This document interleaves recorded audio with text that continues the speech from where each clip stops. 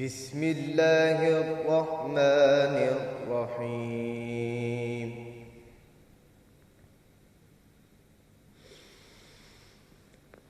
إن أول بيت وضع للناس للذي ببكة مباركا وهدى للعالمين.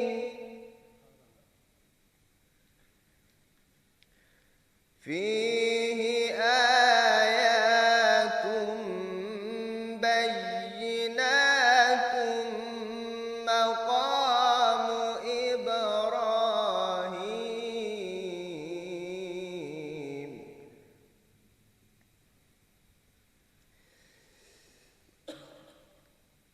فيه آيات بينات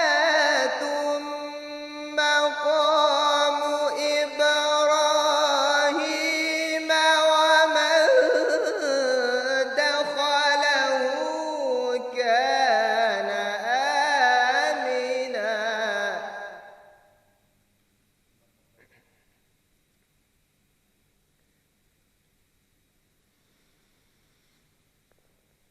فيه آيات بينات مقام إبراهيم ومن دخله كان آمنا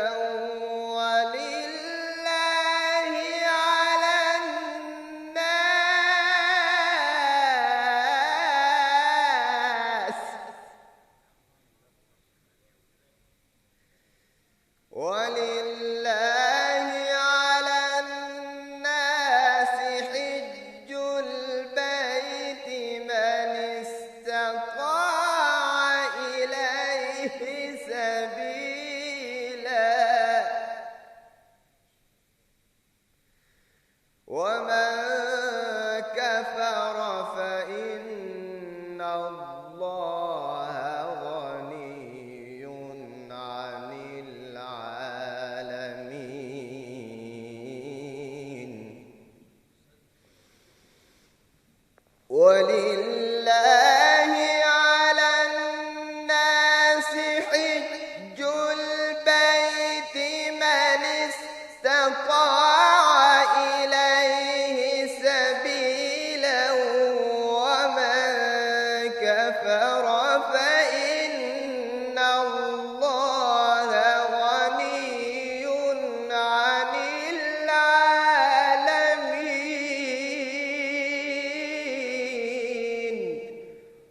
صدق الله العلي العظيم.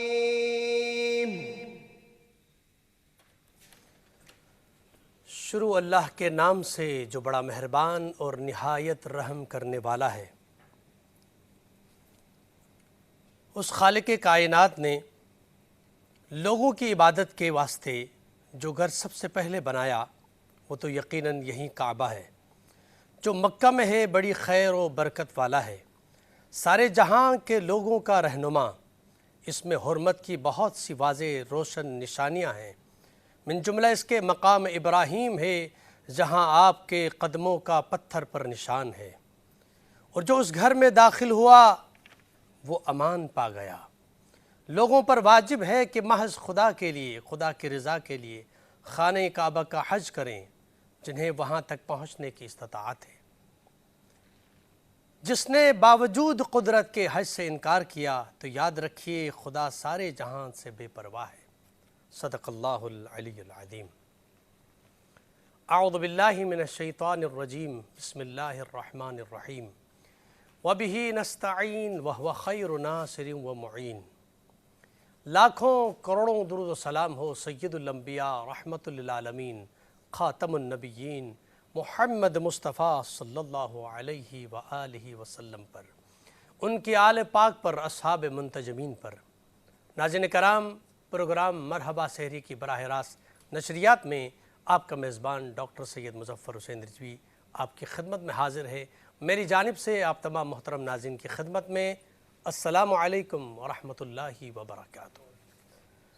تمام حمد ہے اس خالق ازل کے لیے، سکون جھیل کو دیتا ہے جو کمل کے لیے، اور میں ان کے نام سے کرتا ہوں ابتدائے کلام، وہ جن کا نام فرشتوں نے بھی سنبھل کے لیا۔ ناظرین کرام، اللہ رب العزت کی تعریف اور ان کی بزرگی کے بعد خاتم المرسلین سید الانبیاء کی حمد و ثنا اور ان کی مدحت سرائی کے بعد آج جس اہم ترین موضوع پر گفتگو ہوگی اس علم و عمل کے سیگمنٹ میں، صلح حدیبیہ کے بعد مسلمانوں اور قریش کے درمیان 10 سال کی جنگ بندی کا اعلان ہوا، اور یہ معاہدے میں طے ہوا کہ خود قریش اور مسلمانوں کے درمیان بھی اور ان کے حلیف جو قبائل تھے ان کے درمیان بھی آپس میں کوئی لڑائی نہیں ہوگی۔ 10 سال کی جنگ بندی کا اعلان ہوا، لیکن خود قریش کی جانب سے ان کے ایک حلیف قبیلے نے مسلمانوں کے ایک حلیف قبیلے کے خلاف حملہ آور ہوئے اور ان کو قتل کیا، یہاں تک کہ جب انہوں نے بیت اللہ میں پناہ لیا تو وہاں بھی ان کو امان نہ ملی، ان کو وہاں بھی قتل عام کیا، ان کا خون بہایا۔ جب یہ بات رسول اکرم صلی اللہ علیہ وآلہ وسلم تک پہنچی تو اللہ کے نبی صلی اللہ علیہ وآلہ وسلم نے قریش کے سامنے یہ 2 اہم ترین شرائط رکھیں کہ سب سے پہلے یہ کہ خون بہا دیا جائے، یا یہ وہ قاتل کو ہمارے حوالے کر دیا جائے، یا خود سزا دے دیں۔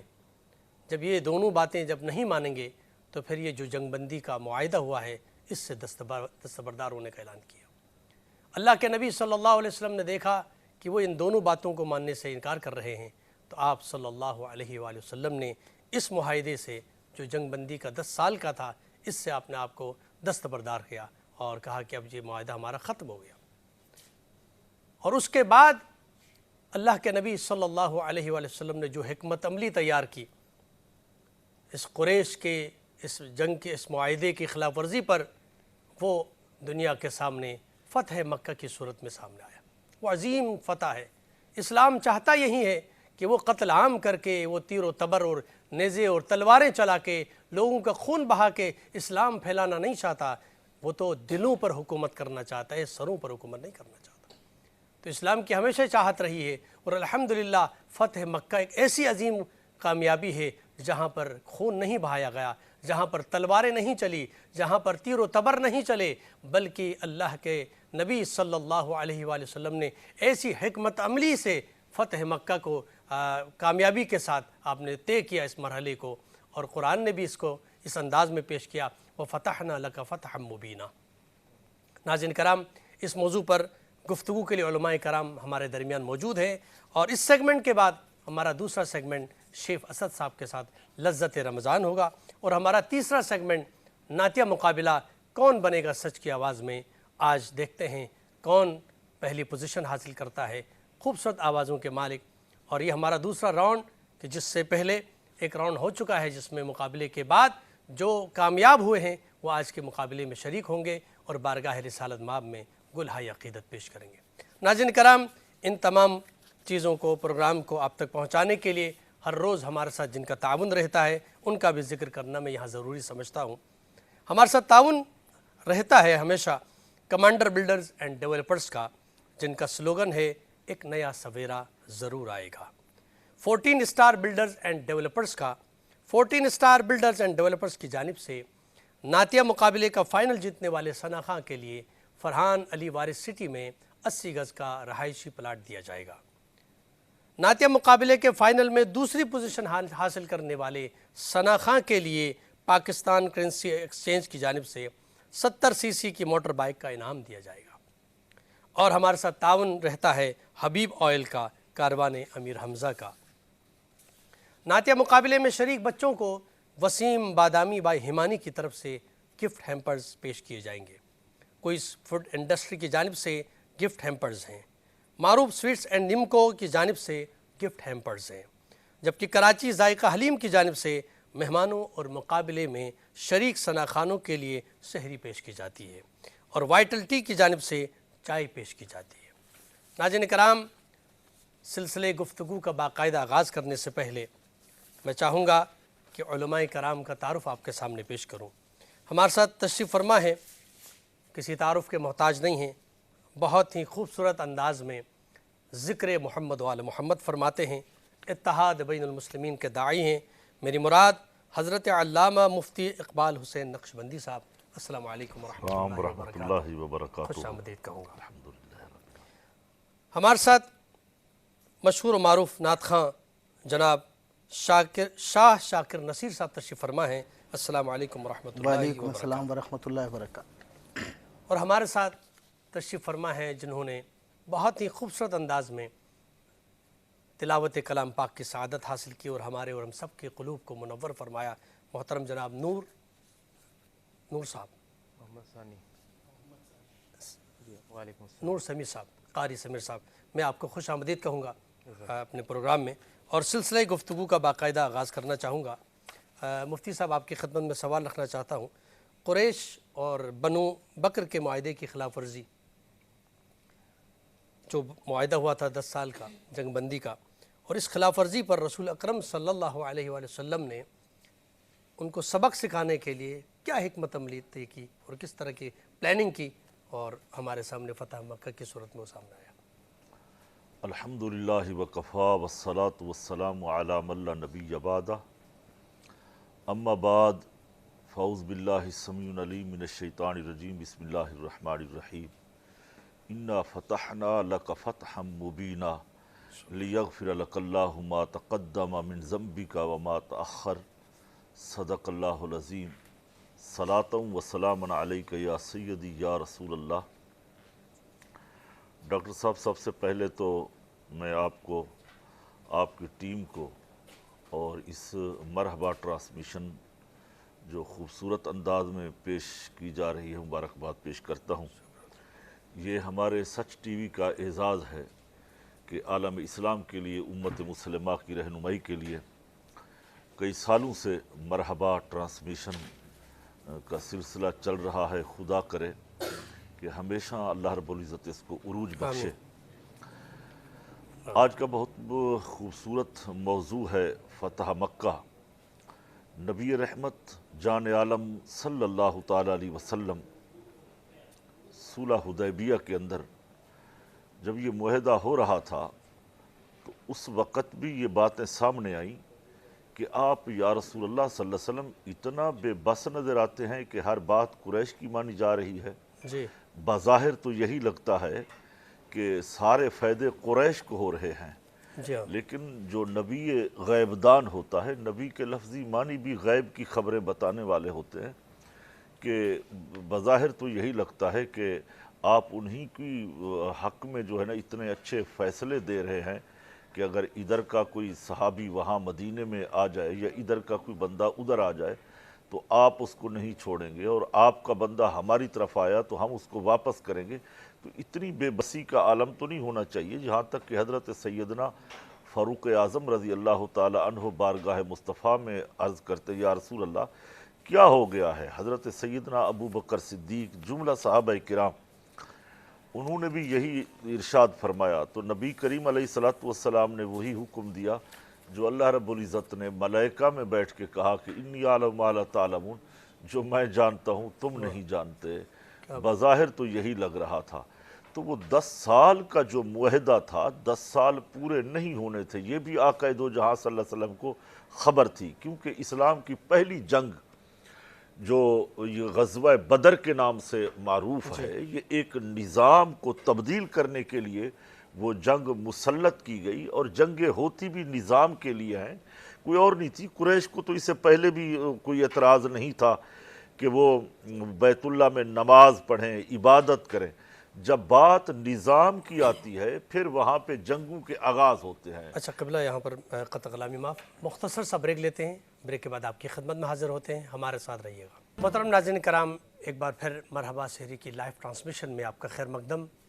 علم و عمل کے سیگمنٹ میں آج ہم فتح مکہ کے عنوان سے گفتگو کر رہے ہیں۔ علماء کرام تشریف فرما ہیں، اور بریک کے بعد ہمیں جوائن کیا ہے مشہور معروف عالم دین خطیب اہل بیت حضرت علامہ شفقت عباس قمی صاحب۔ السلام علیکم ورحمۃ اللہ وبرکاتہ، خوش آمدید کہوں گا پروگرام میں، اور ہمیں جوائن کیا ہے مشہور معروف نعت خواں جناب سلمان ستار صاحب۔ السلام علیکم ورحمۃ اللہ وبرکاتہ، خوش آمدید کہوں گا آپ کو۔ مفتی صاحب، بریک سے پہلے آپ بیان فرما رہے تھے کہ جس انداز میں رسول اکرم صلی اللہ علیہ وسلم نے جو حکمت عملی بنائی اس خلاف ورزی کے بعد کہ جو 10 سال کا معاہدہ ہوا تھا اور قریش مکہ کی جانب سے اس کی خلاف ورزی ہوئی۔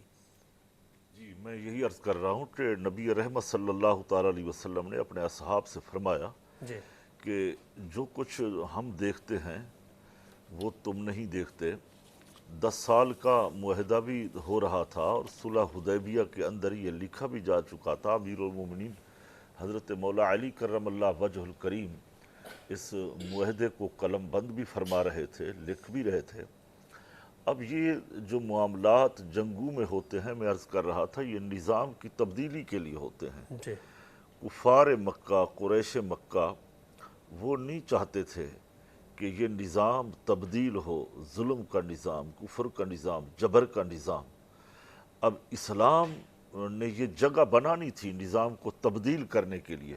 جی یہی وجہ تھی کہ وہ غزوہ بدر پیش آتا ہے اور وہ غزوہ احد پیش آتا ہے، پھر صلح حدیبیہ کی طرف پیش رفت ہوتی ہے۔ وہاں پہ ان کو روکا جا رہا ہے کہ جناب آپ عمرے کے لیے یہاں تشریف نہیں لائیں، کہ آپ چونکہ یہ نظام کی بات کرتے ہیں۔ ہم جب بڑی بڑی طاقتوں کو دیکھتے ہیں، سپر طاقتیں ہیں، وہ بھی یہ نظام کی تبدیلی کے لیے گھبراتے ہیں۔ آج ہم فلسطین کو دیکھ رہے ہیں، جب ہم اس کربلا کو پڑھتے ہیں تو اس کے اندر بھی یہی ساری چیزیں تھیں، نظام کی باتیں تھیں۔ یزید جو نظام چاہتا تھا اس کو کوئی حق والا قبول کرنے کے لیے تیار نہیں، اور خاص کر نواسہ رسول جب موجود ہوں تو وہ اس نظام کو دیکھنے کے لیے تیار نہیں ہے جو یزید چاہتا ہے، ظلم کا نظام، جبر کا نظام، بدعت کا نظام، شرک کا نظام۔ تو لہٰذا نبی رحمت صلی اللہ تعالیٰ علیہ وسلم نے ان کو موقع دیے 10 سال کے لیے کہ تم اپنے آپ کو بہتر کر لو، تم ہی اگر اسی طریقے سے رہو۔ ابو جہل جو وہاں کا سردار تھا وہ یہی چاہ رہا تھا، اب تو وہ بدر میں مارا گیا، اس کے بعد بھی یہی سلسلے سازشوں کے وہ جاری رہے۔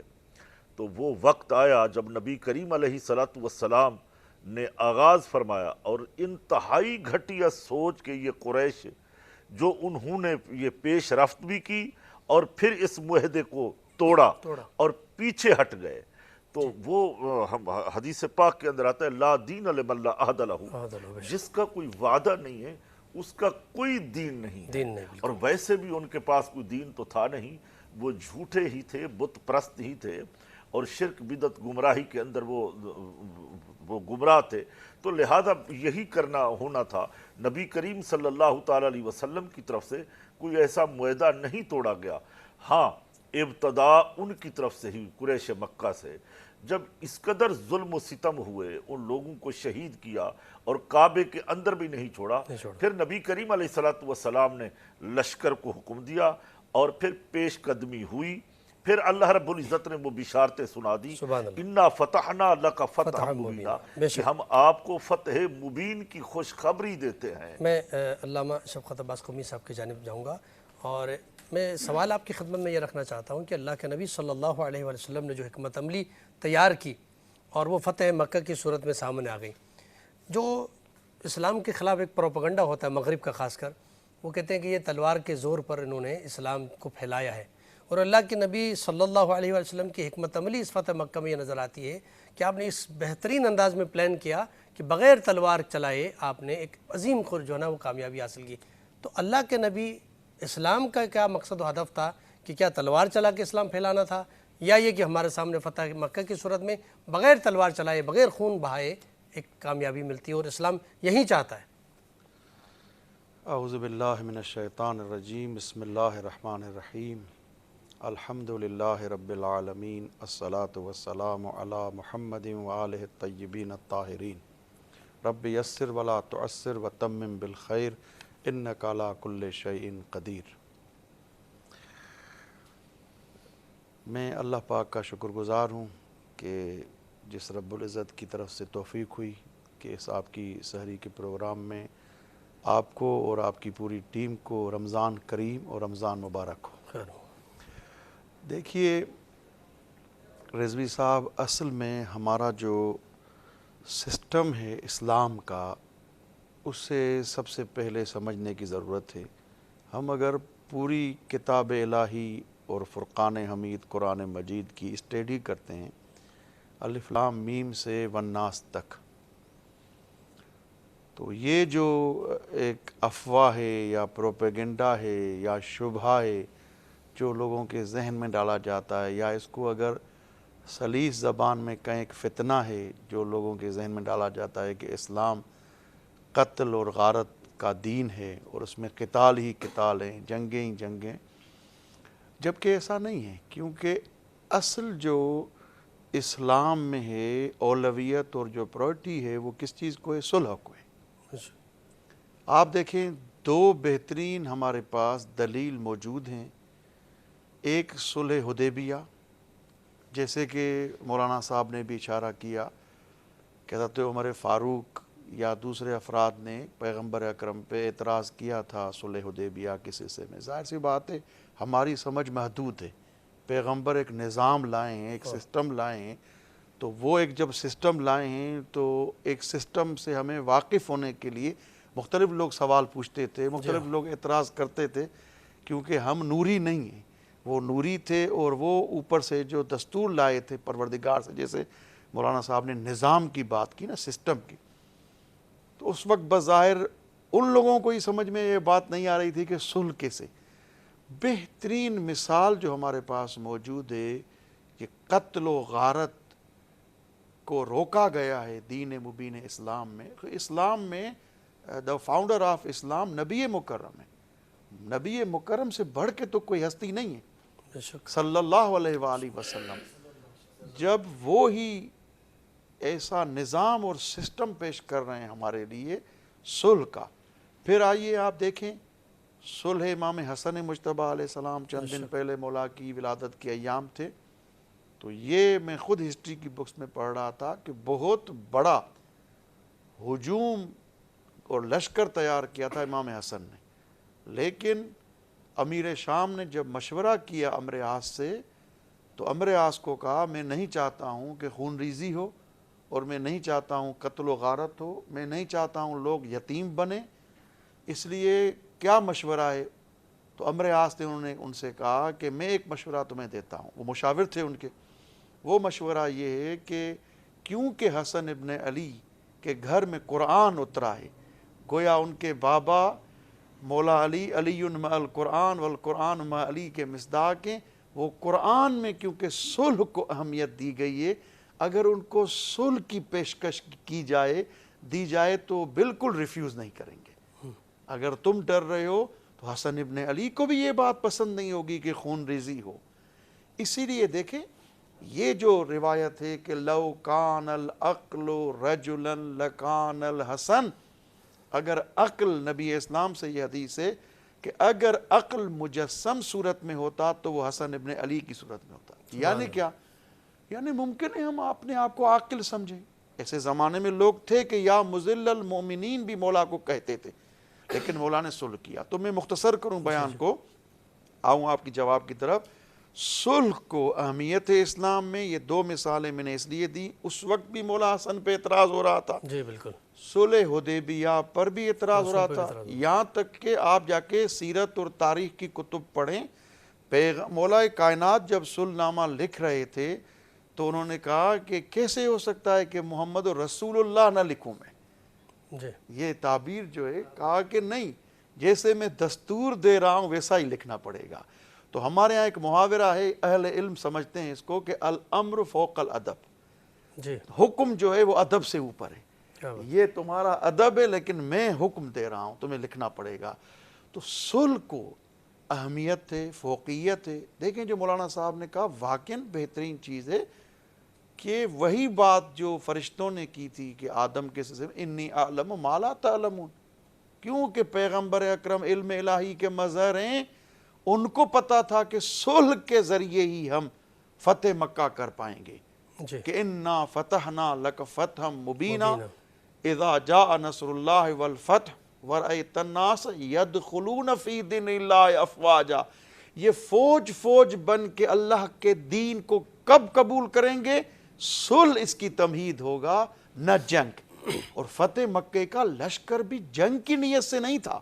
جی میں ایک بات کلیئر کروں، تاریخ نے لکھا ہے، سنن اور سیرت کی کتب میں، یہ صرف مشرکین کو ایک پریشر وائز کرنا تھا۔ نہیں تو آپ دیکھیں فتح مکہ میں 5 یا 6 لوگ مارے گئے، 5 یا 6 لوگ۔ وہ بھی ایک تفصیلی داستان ہے کہ کیوں مارے گئے، کیا انہوں نے بد اخلاقی کیا ہوا سلسلہ۔ نہیں تو پیغمبر اکرم کسی کے خون، یہاں تک کہ بعض لوگوں کے قتل کا پیغمبر اکرم نے حکم دیا، لیکن جب آئے پیغمبر اکرم کی بارگاہ میں، پیغمبر نے کہا ہم نے ان کو معاف کیا۔ تو اصل شروع سے ہی قتل کا کوئی منصوبہ تھا ہی نہیں، اور جو قتال رنگ نہ لاتا، جو صلح حدیبیہ نے رنگ لایا، اور فتح مکہ کی لشکر کشی صرف پریشر وائز کرنا تھا ان کو۔ کس حوالے سے؟ کہ تمہاری طاقت اب ختم ہو چکی ہے۔ کیوں؟ کہ تم نے پیمان شکنی کی ہے اور تم نے معاہدے کو توڑا ہے۔ ہم دیکھیں اتنے جاؤ حشم کے ساتھ لشکر لے کے آئیں، لیکن ہم پھر بھی تمہارے ساتھ اس معاہدے کے توڑنے کے بعد بھی عفو اور بخشش کا اعلان کریں۔ ماشاءاللہ، جزاک اللہ۔ شاہ شاکر نصیر صاحب ہمارے ساتھ تشریف فرمائیں، مشہور معروف نعت خواں ہیں۔ میں چاہوں گا کہ بارگاہ رسالت مآب میں گلہائے عقیدت پیش کریں۔ صلی اللہ علیہ یا رسول اللہ وسلم علیک یا حبیب اللہ۔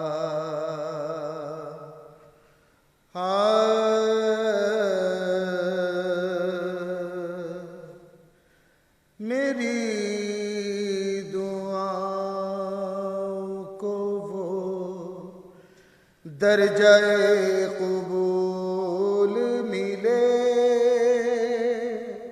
میری دعاؤں کو وہ درجہ قبول ملے، میری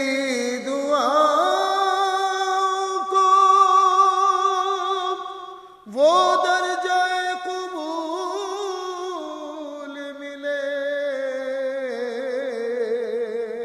میں جو بھی مانگوں مجھے صدقہ بطول ملے،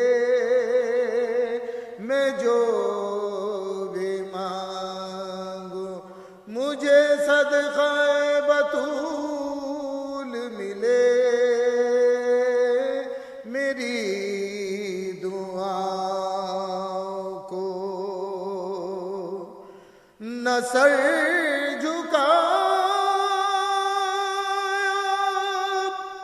کٹایا ہے دن کی خاطر،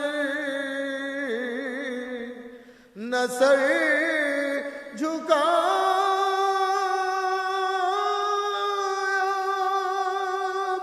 کٹایا ہے دن کی خاطر،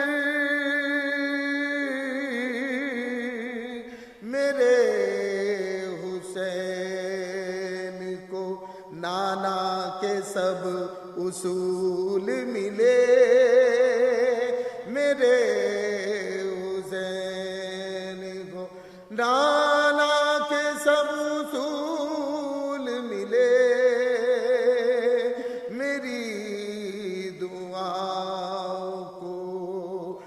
درجہ قبول ملے، مجھے تو خضر کے مقدر پہ رشک آتا ہے، مجھے تو خضر کے مقدر رشک آتا ہے کہ جس کو گلشن زہرا کے سارے پھول ملے،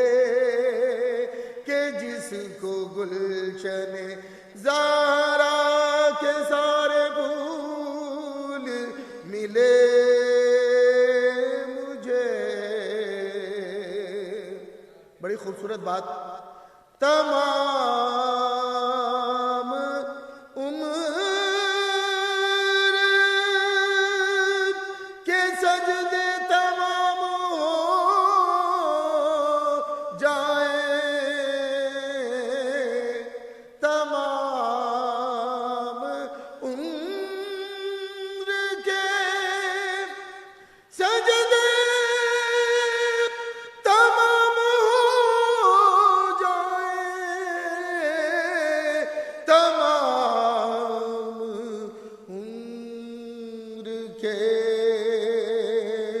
عمر کے تمام عمر کے سجدے تمام ہو جائیں۔ پتہ نہ چلے کفار کو کہ ایک آپ بڑا لشکر تیار کر رہے ہیں اور ایک آپ نے اچانک جا کر حملہ کرنا تھا، اٹیک کرنا تھا، بٹ اس اٹیک اور حملے کے درمیان آپ کا ہدف اور مقصد یہ تھا کہ خون ریزی نہ ہو۔ جب اچانک جائیں گے تو لا محالہ وہ تلوار نہیں اٹھا پائیں گے، یہ آپ کا ہدف اور مقصد تھا، اور آپ نے اس کو بہت راز میں رکھا۔ اور درمیان میں قرآن میں سورہ ممتحنہ کے اندر غالباً آیتیں موجود ہیں کہ اس راز کو فاش کرنے کی کوشش بھی ہوئی درمیان میں، لیکن اللہ رب العزت نے مدد فرمائی اور اس راز کو راز میں ہی رکھا۔ تو کیا پلاننگ تھی اس لشکر کی ترتیب میں، اس تیاری میں، اور کیا اہداف اور اصول تھے کہ رسول اللہ نے اس لشکر کو تیار کر کے مکہ تک پہنچایا؟ ڈاکٹر صاحب دیکھیے کہ یہ جو جنگیں لڑی جاتی ہیں جی یہ بڑے راز ہوتے ہیں، اس میں اگر راز پہلے فاش ہو جائیں تو بہت بڑا نقصان ہوتا ہے۔ تو نبی کریم صلی اللہ تعالیٰ علیہ وسلم نے جیسے حکمت عملی سے حضور یہ سپہ سالار اعظم ہیں اس امت کے، تو حضور نبی کریم صلی اللہ تعالیٰ علیہ وسلم سے کوئی بہتر اس کا طریقہ اور دنیا میں کوئی نہیں جانتا۔ بے شک تو طریقہ کار بھی یہی تھا کہ اس راز کو راز ہی رکھا جائے۔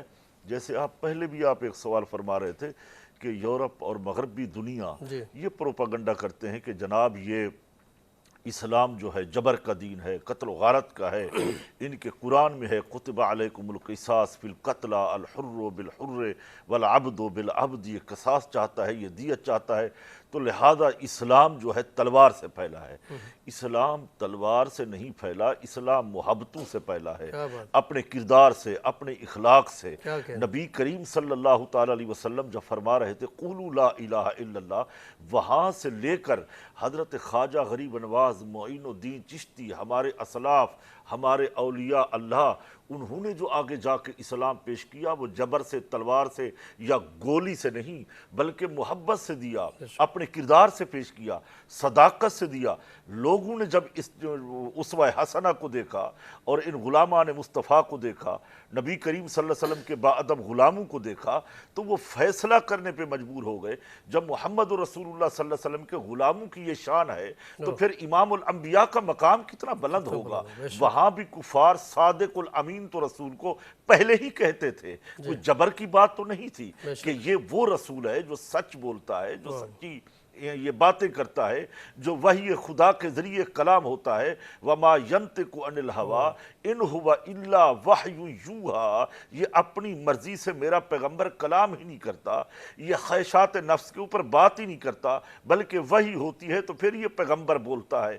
تو یہاں جو بات ہے جنگ، یہ فتح مکہ کی، نبی کریم صلی اللہ علیہ وسلم کا یہ مقصد ہرگز نہیں تھا کہ قتل و غارت ہو، لوگ مارے جائیں، بلکہ یہ تو آخری امت تھی، اس کو باقی رکھنا تھا۔ اللہ کو بھی یہی منظور تھا۔ اگر یہ قتل و غارت اللہ کو منظور ہوتا یا پیغمبر کو منظور ہوتا تو ایک رات میں 4 لاکھ لوگ مارے گئے قوم لوط کے اندر۔ اللہ کو وہ قوم ناپسند تھی، اس امت کو بچانا تھا، ان میں سے چننا تھا، مسلمان بننے تھے، آگے جناب ان کی آبیاری ہونی تھی، اسلام کو پھیلانا تھا، پیغام کو عام کرنا تھا۔ تو یہی حکمت عملی ہوئی کہ اگرچہ یہ 10,000 12,000 کا لشکر تھا وہاں سے چلا، یہی حکم تھا کہ تلواریں نیام کے اندر رکھو، رات کو جاگو تو آگ نہیں جلاؤ، خفیہ طریقے سے داخل ہونا ہے اور پہل نہیں کرنی۔ ہم جب بھی دیکھتے ہیں تو اسلام نے کہیں پہل نہیں کی، ابتدا جو ہوتی ہے وہ کفار سے ہوتی ہے، قریش سے ہوتی ہے۔ کربلا میں بھی یہی وہ پیغام تھا، کربلا کے اندر امام علی مقام سے تو پہل نہیں ہوئی، پہل تو لشکر یزید سے ہوتی ہے۔ بے شک۔ اسی طرح ہم بدر میں دیکھتے ہیں، احد میں دیکھتے ہیں، جہاں جہاں یہ غزوات ہوئے وہاں ابتدا کفار سے، باطل سے ہوتی ہے، اور باطل جب بھی آتا ہے وہ بڑے روب سے آتا ہے، بڑے دبدبا سے آتا ہے، اور جب ہم اسلام کو، حق والوں کو دیکھتے ہیں تو یہ مظلوم بن کر آتے ہیں، اور یہ مظلوم ہی آ کے پوری دنیا کے اوپر چھا جاتے ہیں۔ تو جنگوں کے اندر یہ خفیہ چیزیں، یہ راز کی باتیں رکھی جاتی ہیں تاکہ یہ خفیہ طریقے سے آگے بڑھا جائے اور پیش قدمی ہو، تاکہ جو مقاصد اسلام کے ہیں وہ ہم حاصل کر لیں۔ اچھا، فتح مکہ میں جب لشکر اسلام پہنچا ہے مکے کے بالکل قریب میں، اور وہاں پہنچ کے اللہ کے نبی نے فرمایا کہ آپ پھر چراغ جلاؤ اور دکھاؤ اپنے لشکر کے جاہ و جلال کو، اس میں جو تاریخ میں ملتا ہے کہ سردار قریش میں سے ابو سفیان نے اس منظر کو دیکھا، اچانک کتنا بڑا لشکر آیا، اور حضرت عباس حضور کے چچا سے ان کا ایک مکالمہ بھی ہوا۔ جی بالکل، اس سے پہلے ہے وہ حضرت ابو سفیان وہاں تشریف لائے اسلام لانے سے قبل، تو وہ نبی کریم صلی اللہ تعالیٰ علیہ سیرت کی کتابوں میں ملتا ہے، اس کو طبرانی نے بھی لکھا ہے کہ وہ آ کے دیکھ رہے تھے کہ یہاں پہ کتنا لشکر ہے، اور وہ مکے سے بھی ہو کے آ گئے تھے کہ کسی طریقے سے ہم صلح کریں، وہ سارے معاملات ختم ہو گئے۔ اب جب یہاں پہ آئے تو حضرت عباس سے ان کا دوستانہ تھا، ان کے پاس انہوں نے کہا آپ میرے ساتھ بیٹھے، میں رسول اللہ صلی اللہ علیہ وسلم کی بارگاہ میں تمہیں لے چلتا ہوں۔ وہاں سے وہ واپس آئے تو انہوں نے کہا نہیں، اب جنگ نہیں کرنی، محمد صلی اللہ علیہ وسلم کے ساتھ بہت بڑا لشکر ہے، میں دیکھ کے آ رہا ہوں۔ اب جب وہاں پہ داخل ہوتے ہیں تو میں نے کتابوں میں یہ پڑھا ہے، نبی کریم صلی اللہ تعالیٰ علیہ وسلم عاجزی کے پیکر بن کے جس اونٹ کے اوپر آپ سوار ہیں، آپ اللہ رب العزت کا شکر ادا کر رہے ہیں کہ مولا آج یہ وقت آیا ہے، وہ وقت بھی تھا جب مکے والے مجھے یہاں سے نکال رہے تھے، آج میں یہاں پہ داخل ہو رہا ہوں، قل جاء الحق وزہق الباطل ان الباطل کان زہوقا۔ تو یہ باتیں ساری ہوتی ہیں، تو وہاں اعلان ہو رہا تھا، ابو سفیان نے بے شک آ کے بتایا مکہ کے اندر کہ نبی کریم صلی اللہ تعالیٰ علیہ وسلم کا بہت بڑا ایک لشکر داخل ہو گیا ہے اپنے اپنے گھروں میں۔ حضور نے فرمایا ابو سفیان جو تمہارے گھر میں داخل ہوگا ہم اس کو بھی پناہ دیں گے، جو بیت اللہ میں آئے گا اس کو بھی پناہ دیں گے، مگر چند ایک ایسے تھے جن کی اپنی غلطیوں کی وجہ سے وہ قتل بھی ہوئے، مارے بھی گئے، نبی کریم صلی اللہ علیہ وسلم نے ان کا حکم بھی دیا۔ باقی یہ ہے کہ نبی کریم علیہ السلام عاجزی کے پیکر بن کے، سیرت کی کتابوں میں آتا ہے نبی کریم علیہ السلام کے مبارک داڑھی کے بال اونٹ کی کوہان پہ لگ رہے تھے اور سر انور جھکایا ہوا تھا کہ آج کوئی یہ نہ دیکھے کہ پیغمبر جاہو جلال سے آ رہا ہے۔ ایک موقع وہ بھی تھا جب طواف ہو رہا تھا تو اللہ فرما رہا تھا نبی اکڑ اکڑ کے چلو یہاں پہ طواف کعبہ کے اندر، کہیں یہ دشمنان اسلام یہ نہ کہیں کمزور ہیں۔ آج حضور از خود عاجزی کے پیکر بن کے اللہ کی بارگاہ میں یہ عرض کر رہے تھے، مولا تو نے ہمیں عزت دی ہے، وَتُعِزُّ مَن تَشَاءُ وَتُذِلُّ مَن تَشَاءُ بِیَدِکَ الْخَیْرُ اِنَّکَ عَلیٰ کُلِّ شَیْءٍ قدیر۔ ملک بھی اللہ عطا فرماتا ہے، فتح بھی اللہ عطا فرماتا ہے، تو میرے پیغمبر سے بڑھ کے اللہ کی بارگاہ میں کوئی عاجزی انکساری کرنے والا باقی نہیں۔ بے شک۔ علامہ صاحب آپ کی خدمت میں سوال رکھنا چاہوں گا، حضور اکرم صلی اللہ علیہ وسلم جب اس مقام پر پہنچے ہیں اور آپ داخل ہوئے آپ مکہ المکرمہ میں، اور جیسے مفتی صاحب نے بیان بھی فرمایا کہ لشکر قریش سے جو ابو سفیان نے اس منظر کو دیکھا تھا اور اس پورے لشکر کے جاہ و جلال کو دیکھا تھا، بلکہ روایت کے اندر یہ بھی ہے کہ حضرت عباس نے ان کو لے جا کر رسول اکرم کی بارگاہ میں پیش کیا، اور رسول اکرم نے ان کے سامنے پورے لشکر کو گزارا اور لشکر کے جاہ و جلال کو دکھانے کے بعد کہا اب جا کے پیغام دے دو اپنے قریش والوں سے۔ یہ ڈاکٹر صاحب مدینہ میں ہوا ہے، مدینے سے گزارا، وہاں سے مدینے میں بھی حضرت ابو سفیان پہنچے تھے، وہاں سے بھی وہ دیکھ کے آ رہے تھے۔ جی اس منظر میں رسول اکرم صلی اللہ علیہ وسلم داخل ہوئے ہیں مکہ میں، تو مکے کے اندر پھر آپ نے کیا اعلان فرمایا، اور جب وہ دیکھ رہے تھے مشرکین مکہ تو اس وقت آپ کا کیا حکمت عملی تھی؟ آپ نے اعلان کیا کہ فتح مبین کے بعد، کامیابی کے بعد، تو اس حوالے سے میں چاہوں گا بریک کے بعد آپ گفتگو فرمائیں۔ ناظرین کرام مختصر سا بریک لیتے ہیں، بریک کے بعد آپ کی خدمت میں حاضر ہوتے ہیں، ہمارے ساتھ رہیے گا۔ محترم ناظرین کرام، مرحبا سحری کی براہ راست نشریات میں ایک بار پھر آپ کا خیر مقدم۔ علم و عمل کے سیگمنٹ میں آج فتح مکہ کے عنوان سے گفتگو جاری ہے، اور بریک سے پہلے میں علامہ شفقت عباس صاحب کی خدمت میں سوال رکھ رہا تھا کہ جب مسلمان داخل ہوئے مکہ مکرمہ کے اندر تو اس وقت دو بڑے نعرے جو ہے لگ رہے تھے، الیوم یوم المرحمہ اور الیوم یوم الملحمہ، تو جو لوگوں نے مسلمانوں سے یہ نعرہ لگ رہا تھا کہ آج جو ہے وہ بدلے کا دن ہے، تو وہاں رسول اکرم کی طرف سے یہ اعلان ہوا اور نعرہ لگا کہ نہیں، الیوم یوم المرحمہ، یعنی یہ بدلے کا دن نہیں ہے بلکہ رحمت کا دن ہے، رحم کرنے کا دن ہے۔ کیا فرماتے ہیں، کیا منظر تھا؟ دیکھیں، فتح مکہ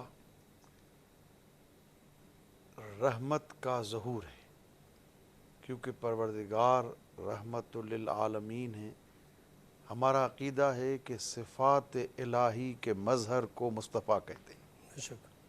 جو پروردگار میں صفتیں ہیں ان کے مظہر کو، ان کے جلوے کو مصطفیٰ کہتے ہیں۔ تو رحمت جس ہستی میں نمایاں ہوئی اس کو مصطفیٰ کہتے ہیں۔ تو یہ رحمت کا ایک سلسلہ تھا، جیسے مولانا صاحب نے بھی اشارہ کیا کہ میں آتا ہوں آپ کی اس بات پر تکمیل کروں ان کی بات کو، کہ جنگی جو چیزیں تھیں وہ راز ہوتی تھی، سر، اور عربی میں سر اس کو کہتے ہیں جو دو لوگوں کے درمیان ہو، تیسرے تک پہنچے گا تو وہ راز نہیں رہے گا، سر دو لوگوں کے درمیان ہو۔ تو اس لیے قرآن کریم میں بھی پیغمبر اکرم نے بالکل سر اور راز رکھا اس جنگ کو۔ قرآن کریم میں بھی ہے کہ کانتا تحت عبدین صالحین، دو نبیوں کی مثال دی گئی ہے کہ جنہوں نے خیانت کی، خانتا، جو دو ہمارے صالح بندوں کے اطاعت میں تھی اور ان کی بیویاں تھیں۔ میں کہنا کیا چاہ رہا ہوں، یہاں خیانت سے مراد خدا نخواستہ کو اخلاق کی خیانت نہیں ہے، بلکہ انہوں نے راز فاش کیا تھا۔ یہ جو مولانا صاحب نے کہا راز جو ہے، سر، راز فاش کیا تھا، تو اس لیے پروردگار نے ان کی مثال قرآن میں دی تھی۔ اس لیے پیغمبر اکرم کسی کو اپنا راز نہیں بتاتے تھے۔ ہاں اتنا ملتا ہے کہ یا جب تک وحی بھی نازل ہوئی یا جنگوں کے جو باتیں تھیں، کیونکہ امیر المومنین علی علیہ السلام پیغمبر اکرم کے رازدان تھے اور راز کو فاش نہیں کرتے تھے، وہ دو لوگوں کے درمیان راز ہوتا تھا۔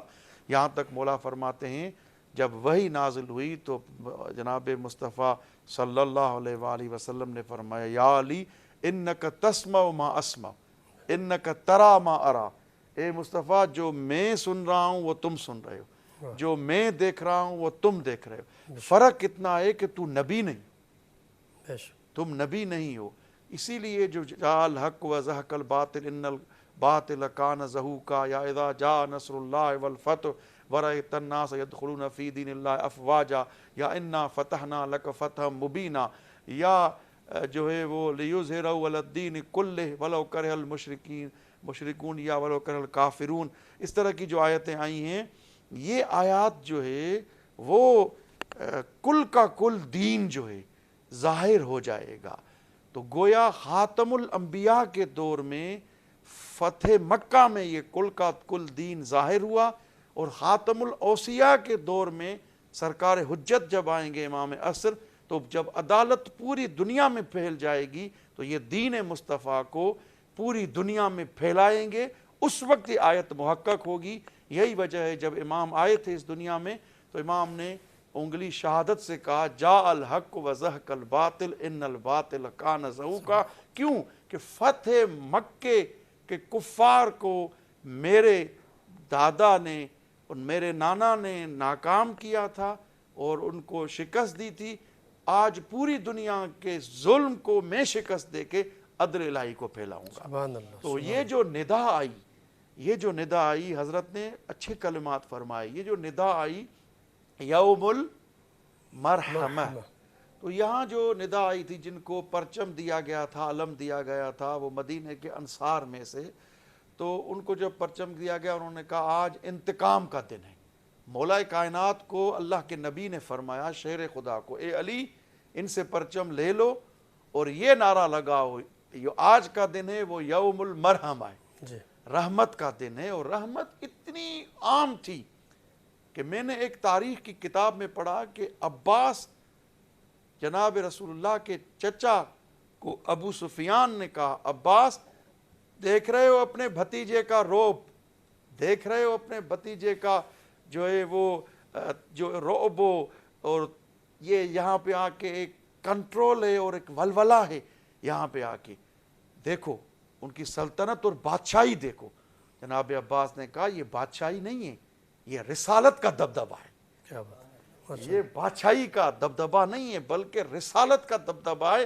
رسالت کیوں؟ اس لیے کہ پیغمبر اکرم کی دو لائف ہیں. ایک پرائیویٹ لائف ہے, وہ اٹھنا بیٹھنا ان کا, یہ پرائیویٹ لائف میں اگر مصطفیٰ کسی کوئی خدا نخواستہ ان پہ کچرا پھینکے, کوئی غلط زبان استعمال کرے, ان کو پیغمبر اکرم معاف کرتے تھے. لیکن یہ سرکاری عہدہ ہے. رسالت کی اگر کو توہین کر دے, کیونکہ وہ عہدہ الہی ہے, وہ امانت الہی ہے, اور اس عہدے کی حفاظت کرنا پیغمبر اکرم کا کام ہے. یہی وجہ ہے کہ یا ایھا الرسول بلغ ما انزل الیک من ربک وان لم تفعل فما بلغت رسالتہ. یہ جو اعلان ہوا کہ تبلیغ کرو, اور اگر تم نے غدیر میں آئے, یہ غدیر کے بعد غدیر میں اعلان ولایت اور امامت امیر المومنین اور خلافت نہیں کیا, گویا تم نے رسالت نہیں پہنچائی. کیوں کہ یہ عہدہ کیا ہے؟ عہدہ الہی ہے. مولانا صاحب نے اچھی گفتگو کی. عفو عمومی, اللہ اکبر. یعنی میں اس واقعے کی تفصیل میں نہیں جاؤں گا, دامن وقت میں گنجائش نہیں ہے, لیکن خواتین میں سے ابو سفیان کی زوجہ کو لایا جاتا ہے, اور زوجہ کو لا کے ان کو کہا تھا, ان کو پیغمبر اکرم نے فرمایا ان کو جو ہے قتل کیجئے. لیکن جب وہ خواتین سے آ کے عفو کی درخواست کرتی ہیں, پیغمبر کا عفو ان کے شامل حال بھی ہوتا ہے. اور یہ نقطہ قابل غور ہے جناب رضوی صاحب, یہ جناب عباس نے کہا اللہ اکبر. جب میں آج اس کتاب میں پڑھ رہا تھا, کیا مصطفیٰ کی ایک مدیریت ہے, مینجمنٹ ہے, اور کیا عزت اور آبروداری ہے کہ جناب عباس نے جب مشورہ دیا تو انہوں نے اس مشورے کو قبول کیا. جو بھی مسجد حرام میں آئے گا اس کو بخشش ہے. اور جناب عباس نے کہا ابو سفیان درست ہے, آپ کے ساتھ اتنی جنگیں انہوں نے لڑی, درست ہے کہ انہوں نے یہ کام کیے, لیکن اس کی ایک پرسنلٹی ہے مکے میں, اس کی ایک عزت و آبرو ہے مکے میں. تو آپ ایک کام کریں, یہ بھی اعلان کریں جو ابو سفیان کے گھر میں بھی آئے گا میں ان کو بھی پناہ دوں گا, ان کو بھی بخش دوں گا. تو پیغمبر اکرم وہ سب چیزیں بھول گئے, کیونکہ عفو عمومی کا اعلان کیا, اور آ کے اعلان کیا جو مسجد حرام میں آئے گا اس کو بھی معاف, اور جو ابو سفیان کے گھر میں آئے گا. عفو عمومی ہو گئی. گویا میں یہ نہ کہوں کہ مصطفیٰ نے اپنے ذاتی دشمنوں کو بخش دیا, نہیں نہیں نہیں. یہاں تک بھی ہسٹری کی بکس میں جو نبی اکرم کا گھر تھا جو انہوں نے قبضہ کیا تھا فتح مکہ میں, ڈاکٹر صاحب وہ پیغمبر اکرم نے نہیں فرمایا مجھے اپنا گھر چاہیے, وہ گھر بھی واپس نہیں لیا. کیوں؟ اس لیے کہ پیغمبر اکرم فتح مکہ کے لیے ذاتی اور پرسنل لائف اور پرسنل پلان نہیں لے کے آئے تھے, بلکہ ایک سرکاری عہدہ تھا جو اللہ کی طرف سے ان کے ہاں ان کے سپرد ہوا تھا, ان کے حوالے. اور آ کے انہوں نے کہا کوئی بھی میں اپنی پرسنل بات نہیں کروں گا, سرکاری. اس لیے عہدہ اس کا اعلان کیا. کیوں؟ آپ دیکھیں جتنی بھی جنگیں ہوئی فتح مکہ سے پہلے, کیا نبی اسلام سے زیادتی ان کا عناد تھا؟ نہیں.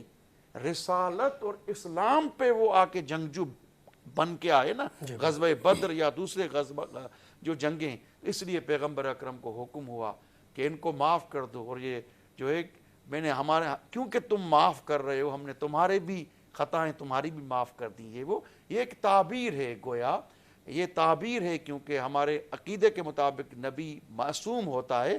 گویا یہ ہمارے سمجھنے کے لیے, اگر تم ان کی خطاؤں کو معاف کرو گے ہم بھی تمہیں ایک مقام عطا کریں گے. یہاں غفران اور بخشش سے مراد جو ہے گناہ نہیں ہے, بلکہ کیا ہے, مقام کے بالا ہونے پر ہے. جی مفتی صاحب آپ کی خدمت میں سوال رکھنا چاہوں گا. رسول اکرم داخل ہوئے اور اس کے بعد معافی کا اعلان ہوا, اس کے بعد جو آپ نے اہم ترین کام انجام دیا, اور جس میں بیت اللہ شریف کے اندر جو 360 بت رکھے ہوئے تھے ان کے خاتمے کا اعلان ہوا, وہ کیا منظر تھا کہ پہلی مرتبہ آپ رسول اکرم صلی اللہ علیہ وسلم نے وہ بتوں کو توڑنے کا اعلان فرمایا. اس سے پہلے چونکہ آپ خود رہ رہے تھے لیکن آپ نے کبھی ایسا نہیں کیا تھا, یہ پہلا منظر تھا.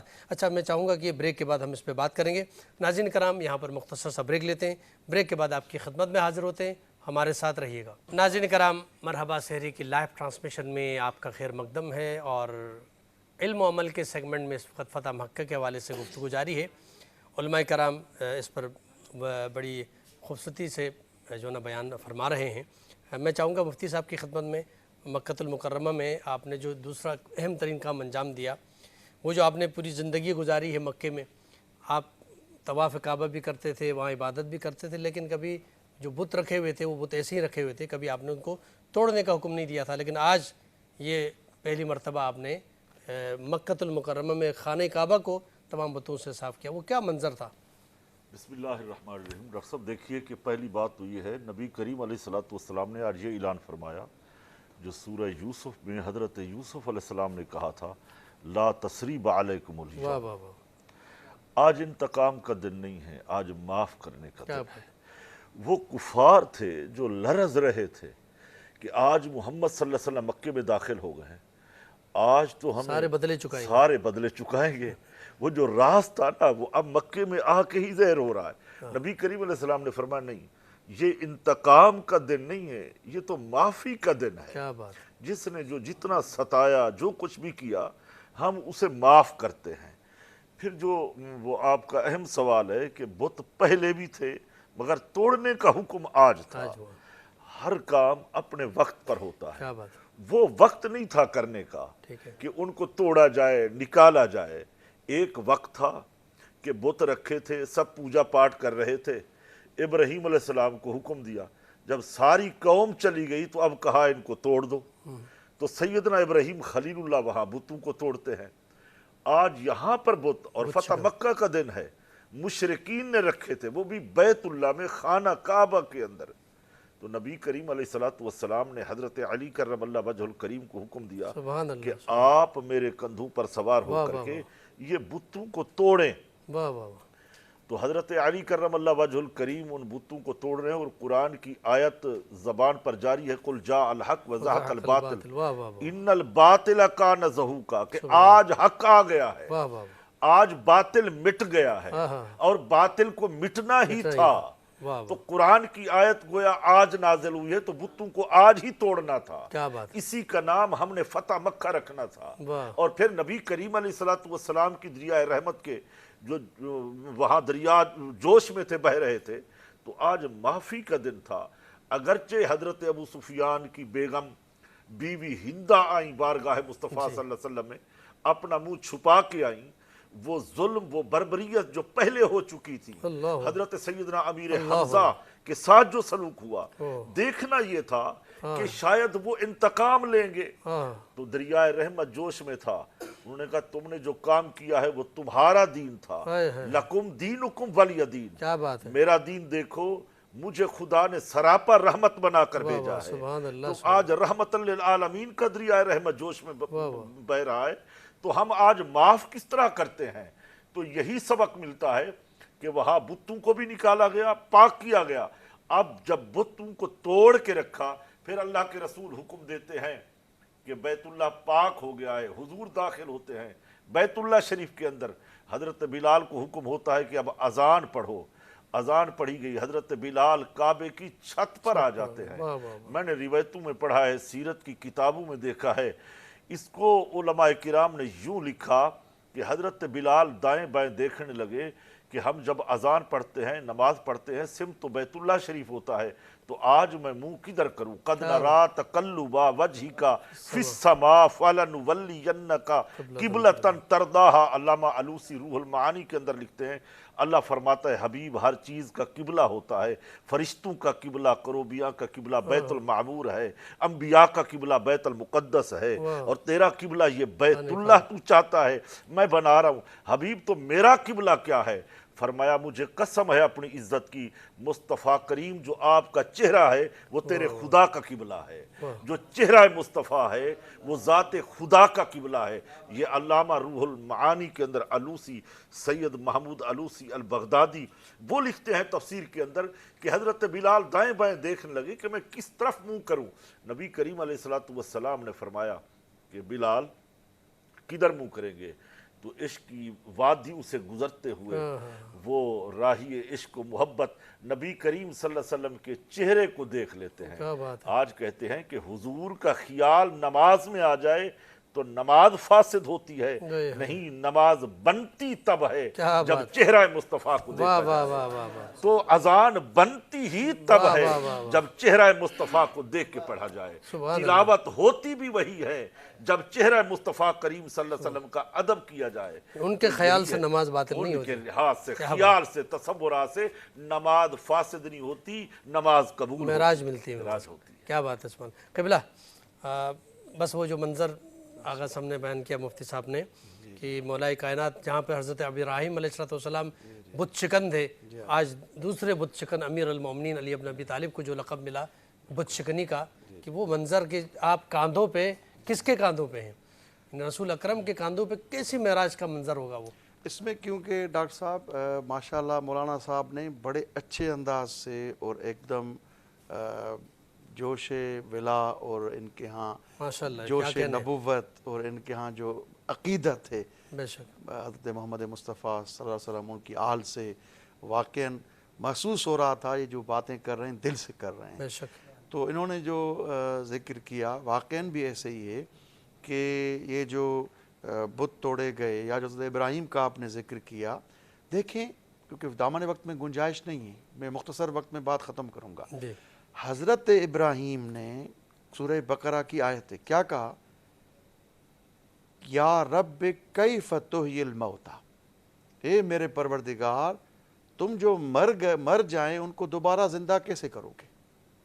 قال اولم تؤمن، کیا تمہارا ایمان نہیں ہے اس بات پر؟ کہا بلا ولکن لیطمئن قلبی، لیکن میں اپنے دل کے مطمئن ہونے کے لیے، اطمینان قلب کے لیے میں چاہتا ہوں، اطمینان قلب کے لیے یہ سوال پوچھ رہا ہوں۔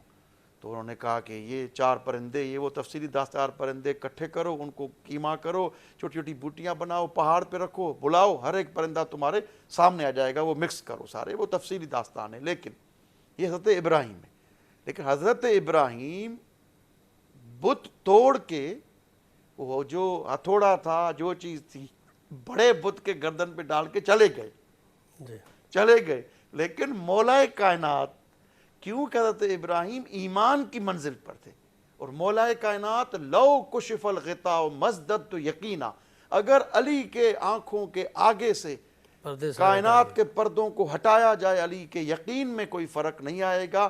علی نے کہا آؤ دیکھو میں توڑ کے اس کعبے کے سامنے کھڑا ہوں، دیکھتے ہیں کہ کون علی کا مقابلہ کرتا ہے۔ کیا بات یہ اور میں آخری جملہ کہہ کے ختم کروں، کیونکہ انہوں نے رسالت کا ایسے ذکر کیا ہے، رسالت کا ذکر ہو اور علی کا ذکر نہ ہو، کیونکہ وہ نفس مصطفیٰ ہیں۔ اور یہ جو انہوں نے فرمایا اللہ اکبر، کہ جب مولا کائنات علی علیہ السلام مہر نبوت پہ انہوں نے پاؤں رکھا ہے، یہاں اللہ کے نبی کے شانوں پہ پاؤں رکھا ہے، اور وہ احترام میں کہہ رہے تھے نہیں علی میں حکم دے رہا ہوں کہ چڑھ کے میرے شانوں پہ پاؤں رکھو اور بتوں کو توڑو، لیکن جب اتر رہے ہیں پیغمبر کہہ رہے ہیں آؤ یہاں، کہ اب بھی نہیں، اب وہاں سے میں خود کودوں گا۔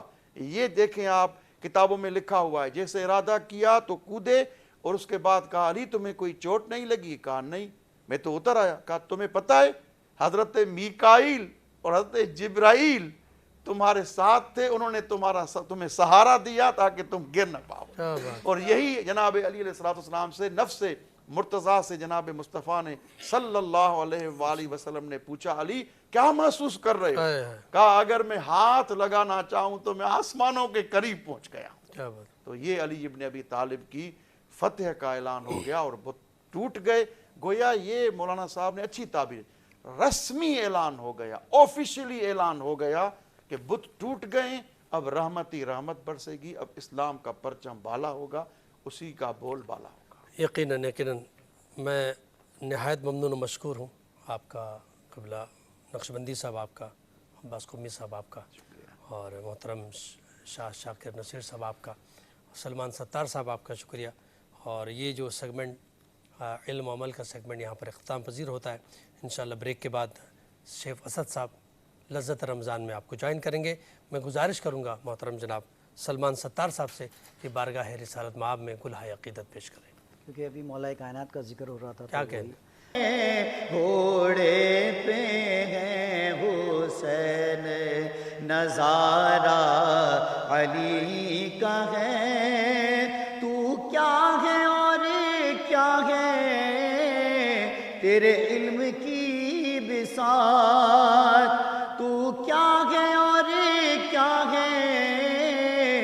تیرے علم کی بساط تجھ پر نصیر سارا کرم یہ علی کا ہے تجھ پر کرم نصیر یہ سارا علی کا ہے منظر فضائے طہر میں سارا علی کا ہے جس سمت دیکھتا ہوں نظارہ علی کا ہے۔ ناظرین کرام یہاں پر مختصر سا بریک لیتے ہیں، بریک کے بعد آپ کو شیخ اسد صاحب جوائن کریں گے لذت رمضان میں۔ اعوذ باللہ من الشیطان الرجیم، بسم اللہ الرحمن الرحیم، وبہ نستعین وہو خیر ناصر و معین۔ مرحبا سحری کی لائیو ٹرانسمیشن میں ایک بار پھر آپ کا خیر مقدم ہے، اور اب ہمارا سیگمنٹ نعتیہ مقابلے کا کون بنے گا سچ کی آواز میں نعت خواں حضرات تشریف فرما ہے۔ آج کا یہ دوسرے مرحلے کا تیسرا مقابلہ ہے۔ دیکھتے ہیں کہ نعت خواں حضرات کس انداز میں بارگاہ رسالت مآب میں کلہائے عقیدت پیش کرتے ہیں۔ حسن نعت کا مقابلہ ہے اور بار بار اس بات کو جج صاحبان بیان بھی کرتے ہیں اور وہ تمام قواعد و ضوابط بھی بیان کرتے ہیں، اور اب چونکہ گنجائش نہیں ہے اس مقابلے میں کہ کوئی کمی بیشی رہ جائے، کوئی حروف کی جو ہے غلطی ہو جائے، الفاظ کا توڑنا، یہ تمام چیزوں کو ہمارے جج صاحبان بیان کرتے رہتے ہیں۔ تو اب چونکہ مقابلہ دوسرے مرحلے کا تیسرا مقابلہ ہے تو یہاں پر ایک ہی بندہ آگے جائے گا، تو اس حوالے سے نعت خواں حضرات سے گزارش ہے کہ تمام چیزوں کا خیال رکھیں۔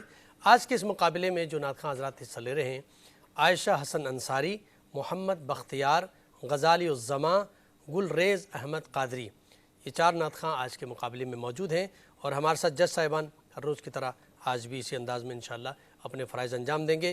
محترم جناب سجاد علی درویش صاحب ہمارے ساتھ موجود ہیں، محترم وسیم عباسی صاحب موجود ہیں، تابش مہدی صاحب موجود ہیں، اور شاہ شاکر نصیر صاحب ہمارے ساتھ آج موجود ہیں۔ انشاءاللہ ججز کے فرائض انجام دیں گے، اور اس پروگرام کو آپ تک پہنچانے کے لیے ہمارے ساتھ ہر روز کی طرح آج بھی تعاون رہتا ہے، جن افراد کا خاص کر میں گزارش کرتا ہوں کہ اس کے علاوہ جن کا ذکر، جن کا نام ہم ہر روز لیتے ہیں، لیکن یہ کہ کیمرے کے پیچھے جو افراد اس پروگرام کو مرتب کرتے ہیں اور آپ تک پہنچاتے ہیں، یقیناً ان کا بڑا جو رول ہے اس پروگرام کو آپ تک پہنچانے کے لیے، ان کا بھی شکریہ ادا کروں گا۔ اور کمانڈر بلڈرز اینڈ ڈیولپرز کا ہمارے ساتھ تعاون ہے، جن کا سلوگن ہے ایک نیا سویرا ضرور آئے گا۔ 14 اسٹار بلڈرز اینڈ ڈیولپرز کا 14 اسٹار بلڈرز اینڈ ڈیولپرز کی جانب سے نعتیہ مقابلے میں فائنل جیتنے والے ثنا خاں کے لیے فرحان علی وارث سٹی میں 80 گز کا رہائشی پلاٹ دیا جائے گا۔ نعتیہ مقابلے کے فائنل میں دوسری پوزیشن حاصل کرنے والے ثنا خاں کے لیے پاکستان کرنسی ایکسچینج کی جانب سے 70 سی سی کی موٹر بائک ان کو انعام میں دی جائے گی۔ ہمارے ساتھ تعاون ہے حبیب آئل کا، ہمارے ساتھ تعاون ہے کاروان امیر حمزہ کا، اور نعتیہ مقابلے میں شریک بچوں کے لیے وسیم بادامی بائی ہمانی کی طرف سے گفٹ ہیمپرز پیش کیے جائیں گے۔ کوئز فوڈ انڈسٹری کی جانب سے گفٹ ہیمپرز ہیں، اسی طرح معروف سویٹس اینڈ نمکو کی جانب سے بھی گفٹ ہیمپرز ہیں، جبکہ کراچی ذائقہ حلیم کی جانب سے مہمانوں اور مقابلے میں شریک ثنا خانوں کے لیے سحری پیش کی جاتی ہے، اور وائٹل ٹی کی جانب سے چائے پیش کی جاتی ہے۔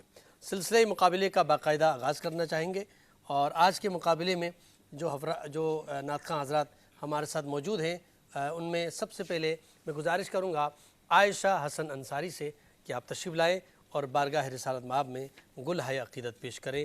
عائشہ حسن انصاری، جی بیٹا السلام علیکم ورحمۃ اللہ، کیسی تیاری ہے آپ کی؟ اچھی ہے۔ اب چونکہ اس مرحلے میں کوئی گنجائش نہیں ہے کسی بھی کمی بیشی کی، تو آپ نے تمام تر چیزوں کو، قواعد و ضوابط کو جو بیان ہوتے رہے ان تمام کو مد نظر رکھتے ہوئے آپ نے مقابلے میں حصہ لینا ہے۔ جی نعت پیش کیجیے گا۔ مجھ خطا کار سا انسان مدینے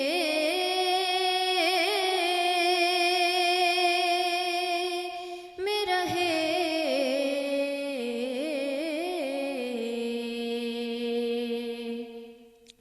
بن کے سرکار کا مہمان مدینے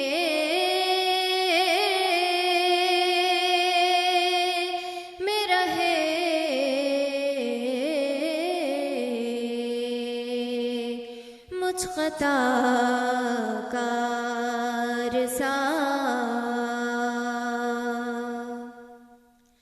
یاد آتی ہے مجھے اہل مدینہ کی وہ بات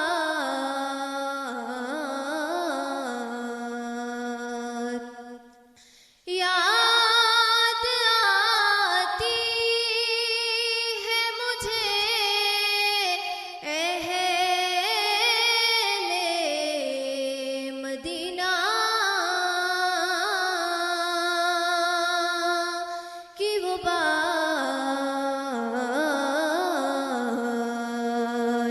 کہ زندہ رہنا ہو تو انسان مدینے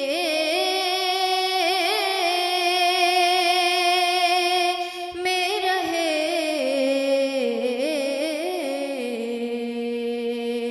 مجھ خطا کار سا ماشاءاللہ ماشاءاللہ بارگاہ رسالت مآب میں گلہائے عقیدت پیش کر رہی تھیں عائشہ حسن انصاری، اور جج صاحبان سے گزارش کروں گا کہ ان کے حوالے سے آپ کمنٹ پیش کریں۔ ڈاکٹر صاحب ماشاءاللہ انتخاب کلام ان کا اچھا تھا، اور انہوں نے جو قوانین تھے استائی پڑھی اور انترا پڑھا، انہوں نے اچھا پڑھا، سیدھا پڑھا انہوں نے، اور اس میں اس کلام میں اتنی ویریشن تھی کہ آپ کوئی بھی اچھی جگہ اس میں لگا سکتے تھے، پر انہوں نے اچھا پڑھا اور سیدھا پڑھا۔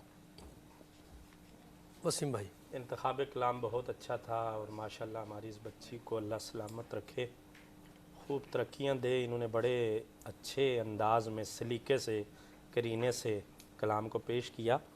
اور ڈاکٹر صاحب اب مرحلہ ایسا آ چکا ہے کہ بہت سے ثناخواں ایسے ہمیں ملیں گے کہ جو آگے بھی جائیں گے، اور جن کا سفر اختتام پذیر تو نہیں ہوگا، کیونکہ حضور کی نعت کا صدقہ یہ تو مرنے کے بعد بھی یہ ذکر ایسا ہے کہ یہ ہمارے ساتھ رہے گا، اور یہ سب حضور اکرم صلی اللہ علیہ وسلم کے مقبول ثناخواں ہیں جن کو اللہ رب العزت رات کے اس پیر یہ توفیق دے رہا ہے، مگر بہت چھوٹی چھوٹی چیزوں کی وجہ سے بعض ثناخواں رہ جائیں گے اور بعض ثناخواں اس سے آگے جائیں گے فائنلز کی طرف، تو بہت سی دعائیں ان کے لیے ماشاءاللہ۔ یقیناً جو رہ جائیں گے وہ سیکھیں گے انشاءاللہ، ان سے امید رکھیں گے کہ نیکسٹ ٹائم جو ہے جب مقابلے کے لیے آئیں گے، جہاں کہیں بھی جائیں گے تو انشاءاللہ پھر وہ ان تمام چیزوں کو مد نظر رکھیں گے۔ تابش بھائی، وہ اچھا پڑھا، سلیقے سے پڑھا، اور میں یہ سمجھتا ہوں یہ پچھلے پروگراموں سے جیت کے آئی ہوئی ہیں، تو جو میں سمجھ رہا تھا یہ جس لیول پہ جائیں گی وہاں تو نہیں گئی، مگر بہت اچھا پڑھا، مگر میں یہ سوچ رہا تھا کہ یہ بہت اچھا پڑھیں گی، اچھا پڑھا، مگر جس معیار پہ میں سوچ رہا تھا یہ اس پہ نہیں گئی، مگر ویسے بہت اچھا پڑھا۔ ہاں یقیناً اب چونکہ اس مقابلے میں تو بچے سب اچھا پڑھیں گے، اب مقابلہ جو ہے وہ اچھے سے اچھا تر کون پڑھے گا اس کا مقابلہ ہے، سب اچھا پڑھے کل بھی اسی طرح ہوا کہ ماشاءاللہ سب نے اچھا پڑھا، کسی ایک قوم نے وہ کرنا تھا، اس لیے مائنر سے مائنر چیز کی بھی جو نا وہ گنجائش نہیں ہے، کیونکہ ان کی آواز بھی بہت اچھی ہے۔ کا جو اصول ہوتا ہے ڈاکٹر صاحب جی کہ آج کا دولہا کون ہوگا، یقیناً سب تو نہیں ہو سکتے، اس میں ایک ہی ہوگا، بالکل ایسا، اس نے نعت کا، تلفظ کی ادائیگی کا، کلام کے انتخاب کا، اور جو باڈی لینگویج ہوگی کہ لفظوں کے ساتھ ساتھ ان کا جسم بھی حضور کی ثناخوانی میں شامل، تو یہ ہم دیکھ رہے ہیں، اور آج وہی انشاءاللہ تعالیٰ میں ان کی آواز بھی اچھی ہے اور ان کی آواز بڑی کلیئر آواز ہے ان کی، جی ہاں، تو آگے بس نیک خواہشات ہیں ان کے لیے۔ شاہ شاکر نصیر صاحب، جی ماشاءاللہ بہت آواز خوبصورت ہے ان کی، اگر اسی پہ یہ محنت مزید کریں، دیکھیں جیتنا اور ہارنا، میں یہ سمجھتا ہوں جو ہارتا ہے وہ جیتتا بھی ہے، جب اگر کسی کو ناکامی کا سامنا کرنا پڑتا ہے نا تو ایک وقت وہ آتا ہے کہ وہ اس تب و دوک میں لگ جاتا ہے کہ میں نے جیتنا ہے، تو اس کو سیکھنے کا بھی موقع ملتا ہے اور پھر آگے بڑھنے کا بھی موقع ملتا ہے۔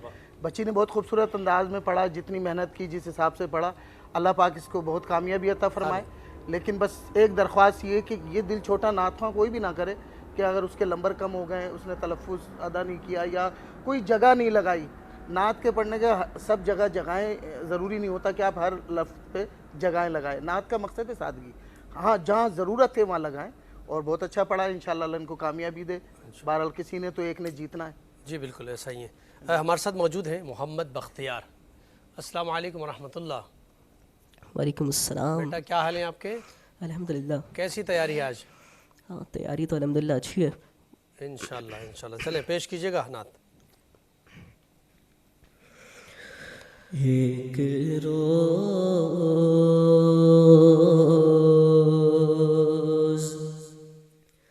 ہوگا جانا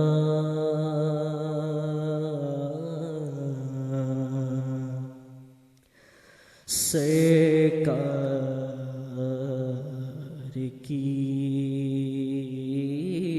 گلی میں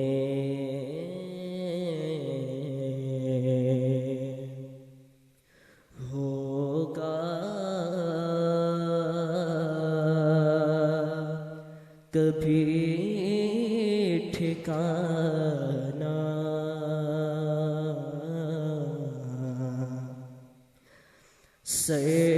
سرکار کی گلی میں گو پاس کچھ نہیں ہے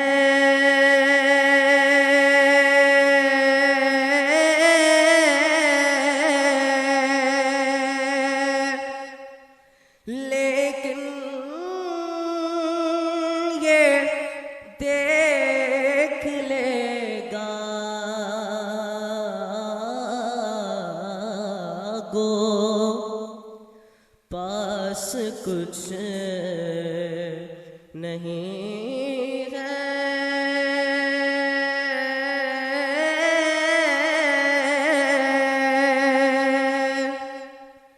لیکن یہ دیکھ لے گا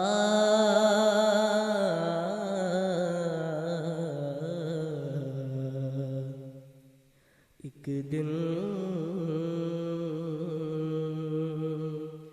مجھے زمانہ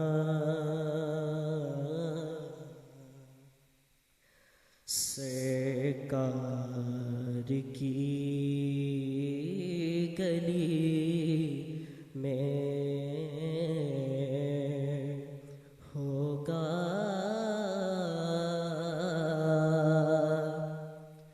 کبھی ٹھکانا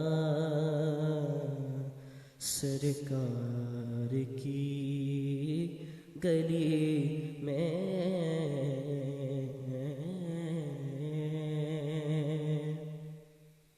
ماشاءاللہ ماشاءاللہ ماشاءاللہ. ناظرین کرام مختصر سا بریک لیتے ہیں. بریک کے بعد آپ کی خدمت میں حاضر ہوتے ہیں. ہمارے ساتھ رہیے گا. ناظرین کرام مرحبا سحری کی لائیو ٹرانسمیشن میں ایک بار پھر آپ کا خیر مقدم. ہمارا نعتیہ مقابلے کا یہ سیگمنٹ جس میں کون بنے گا سچ کی آواز خوبصورت انداز میں بارگاہ رسالت مآب میں گلہائے عقیدت پیش کر رہے ہمارے نعت خواں حضرات. اور ہمارے ساتھ موجود ہیں محترم جناب شاہ شاکر نصیر صاحب جو بہت ہی مشہور نعت خواں ہیں. میں گزارش کروں گا بارگاہ رسالت مآب میں گلہائے عقیدت پیش کریں.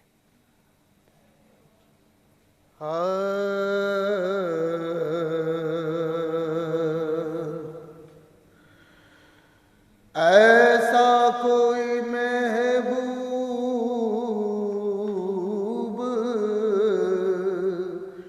نہ ہوگا نہ کہیں ہے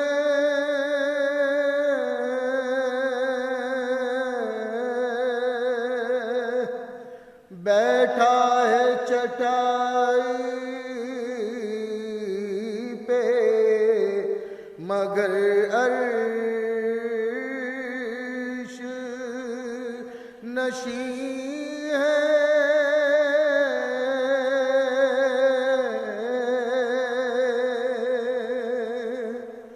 ادھر اللہ سے واصل در مخلوق میں شامل ایسا کوئی محبوب نہ ہوگا نہ کہیں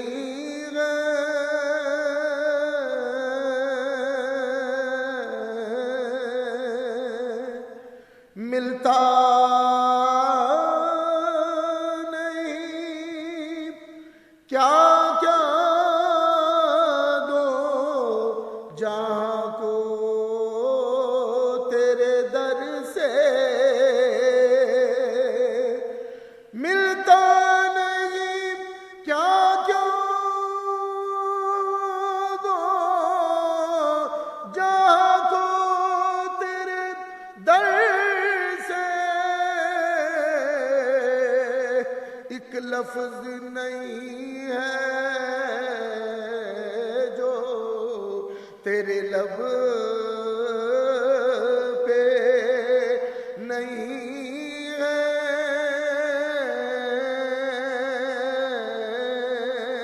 ایک لفظ نہیں ہے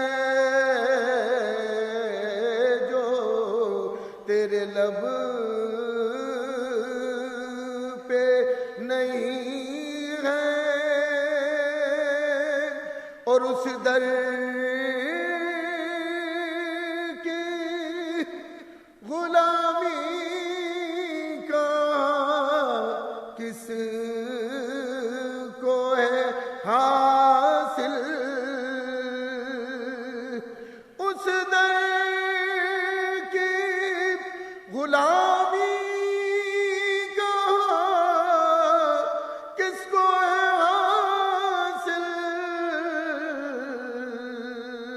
اس در کا تو جبریل بھی دربان امی ہے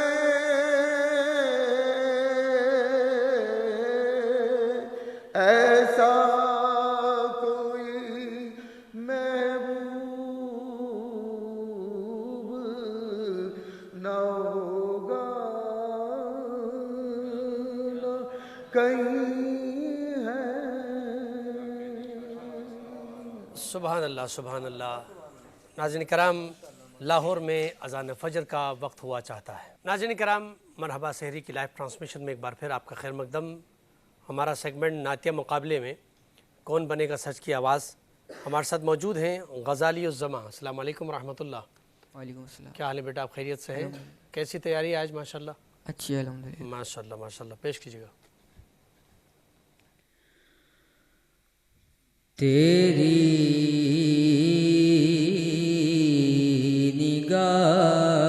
نگاہ سے ذرے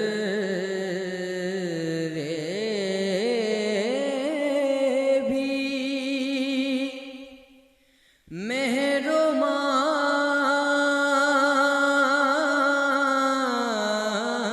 مہربان بنے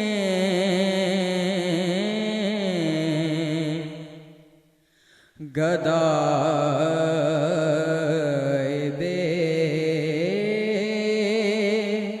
سر و سامان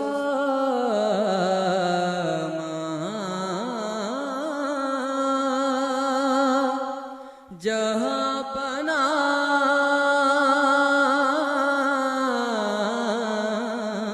بنے تیری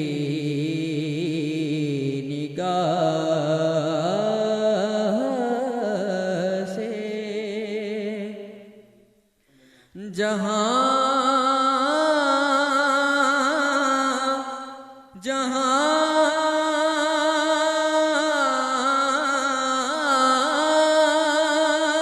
سے وہ گزرے جہاں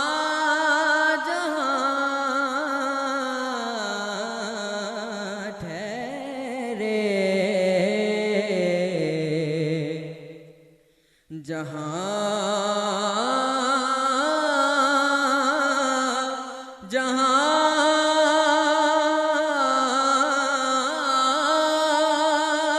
سے وہ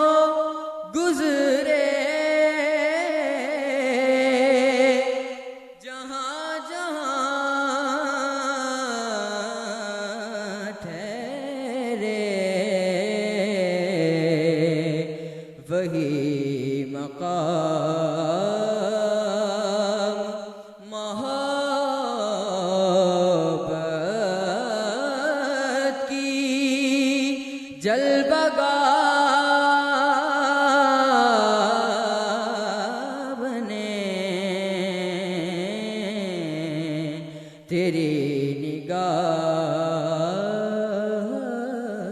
سے. واہ واہ واہ واہ واہ، کیا بات ہے. غزالی الزماں، کیا کہنے بھائی.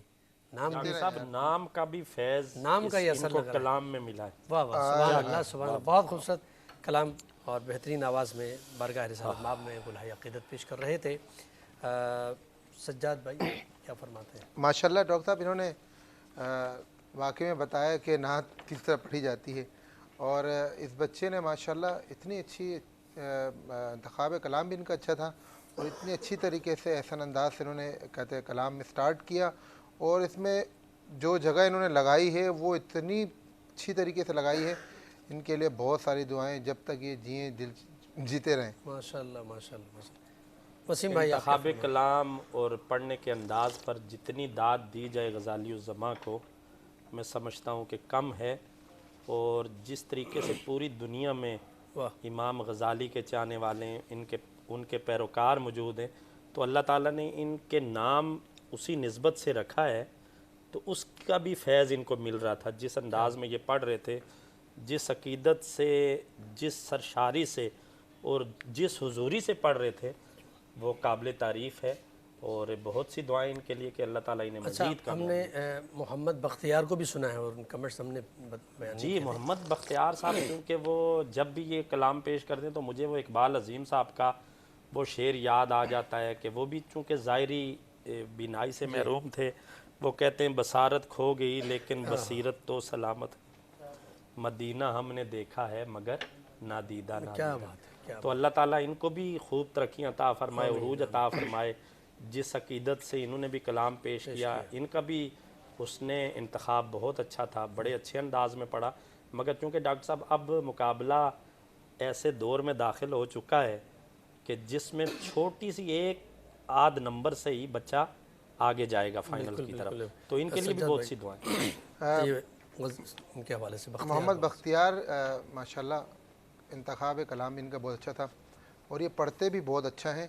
اور ان کی سب سے اچھی بات جو لگی مجھے، انہوں نے جو کلام سٹارٹ کیا تو انہوں نے اتنے بیس میں اس کلام کو پڑھا کہ بیس پڑھنا بہت مشکل ہے. اس بچے نے اس طریقے سے پڑھا. ابھی باقی بچوں کو سنیں گے اس کے بعد، کیونکہ مقابلہ اتنا ٹف ہوا ہے نا کہ مائنر سے چیز میں بھی کہیں نہ کہیں جو فیصلہ بڑا مشکل ہے. اب جو نمبر ڈاکٹر صاحب میں نے اگر دیا تو اس میں سے اگر درویش صاحب کا ایک نمبر اوپر نیچے ہوا تو یہ بھی بڑا اثر انداز ہوگا.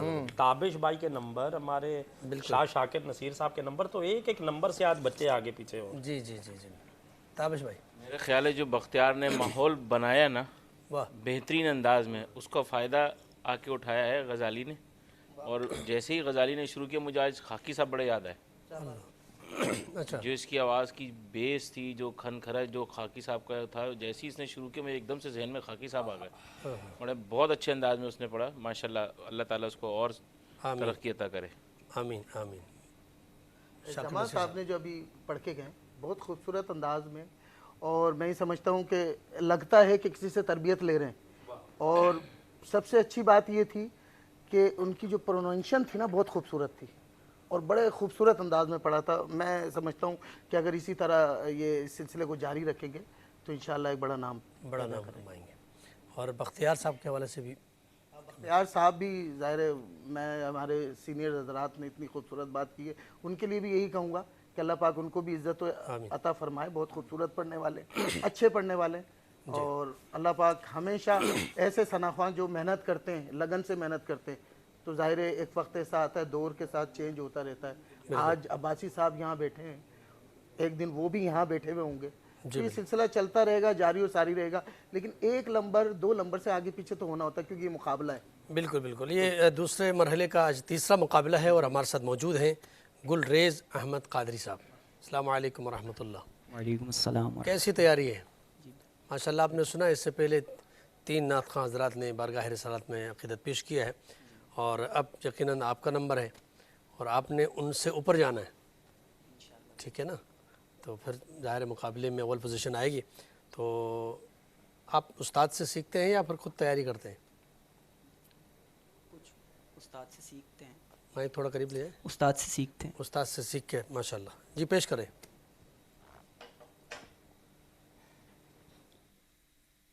کوئی دنیا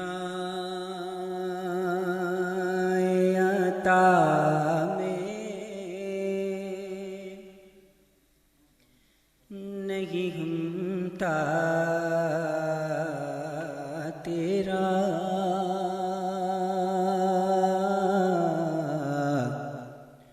ہو جو حاتم کو میسر یہ نظارہ تیرا، کہ اٹھے دیکھ کے بخشش میں یہ رتبہ،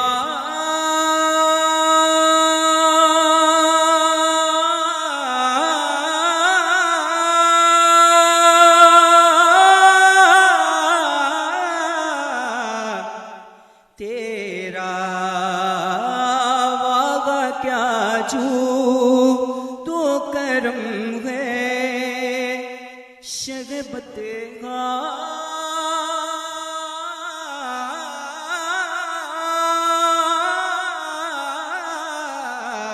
تیرا،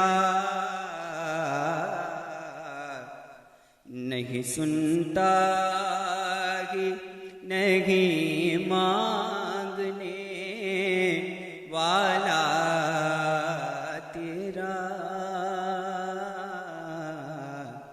نہیں سنتا ہی نہیں مانگنے والا تیرا، کچھ بشر ہونے کے ناطے تجھے خود سا جانے، اور کچھ محض پیامی ہے خدا کا جانے، ارے ان کی اوقات بھی کیا ہے کہ یہ اتنا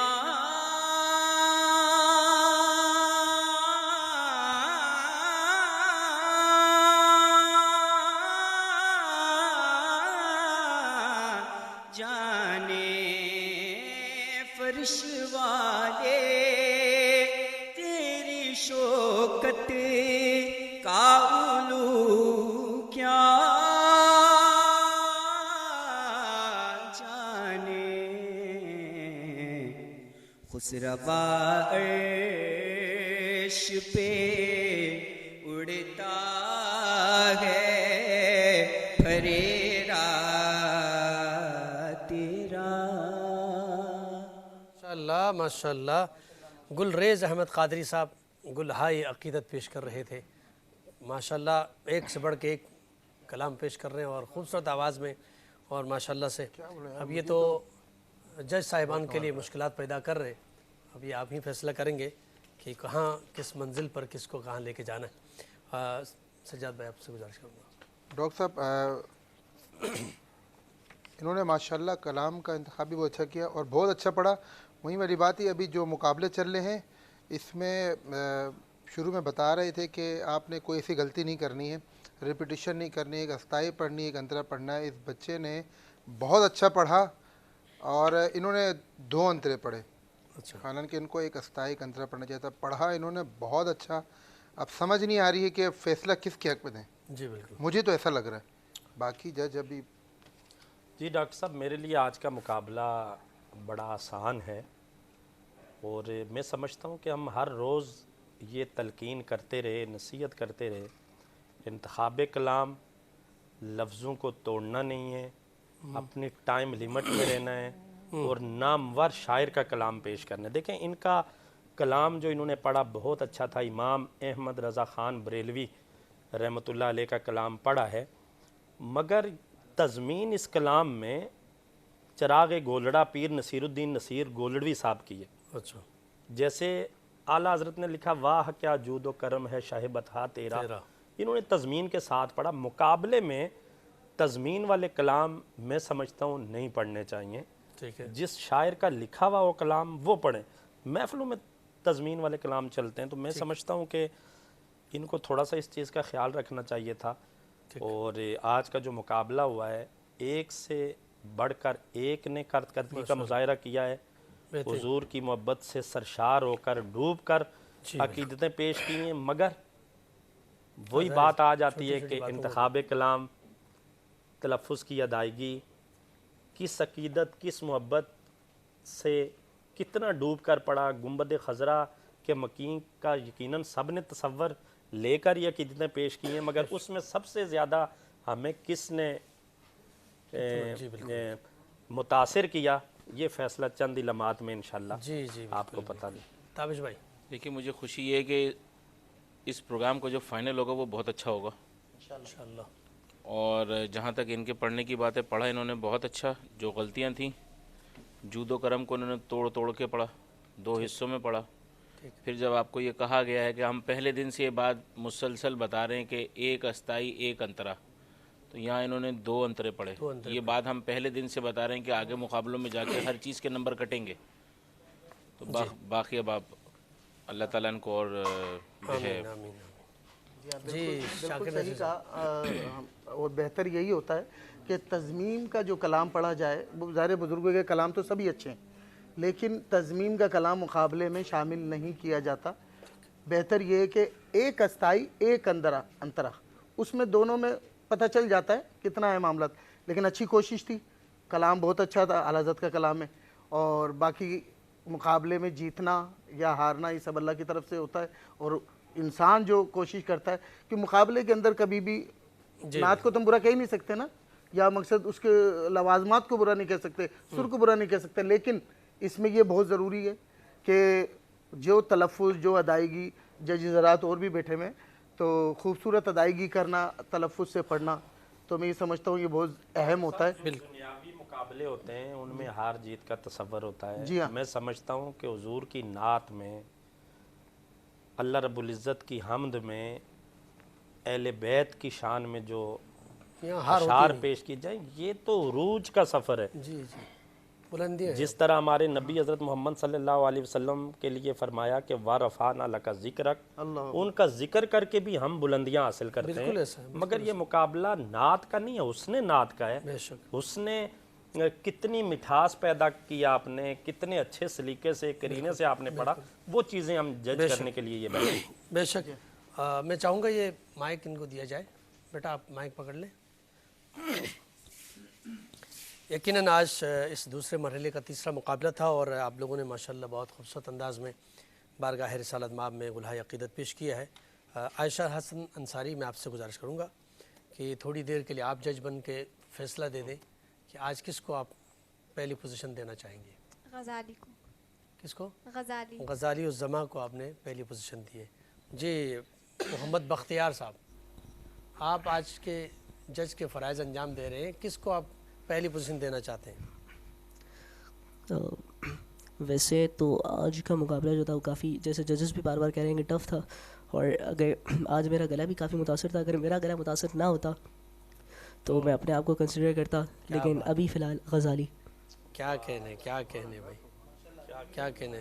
غزالی اور زما، آپ کیا فیصلہ دے رہے ہیں بھائی؟ سب آپ کے حق میں فیصلہ دے رہے ہیں.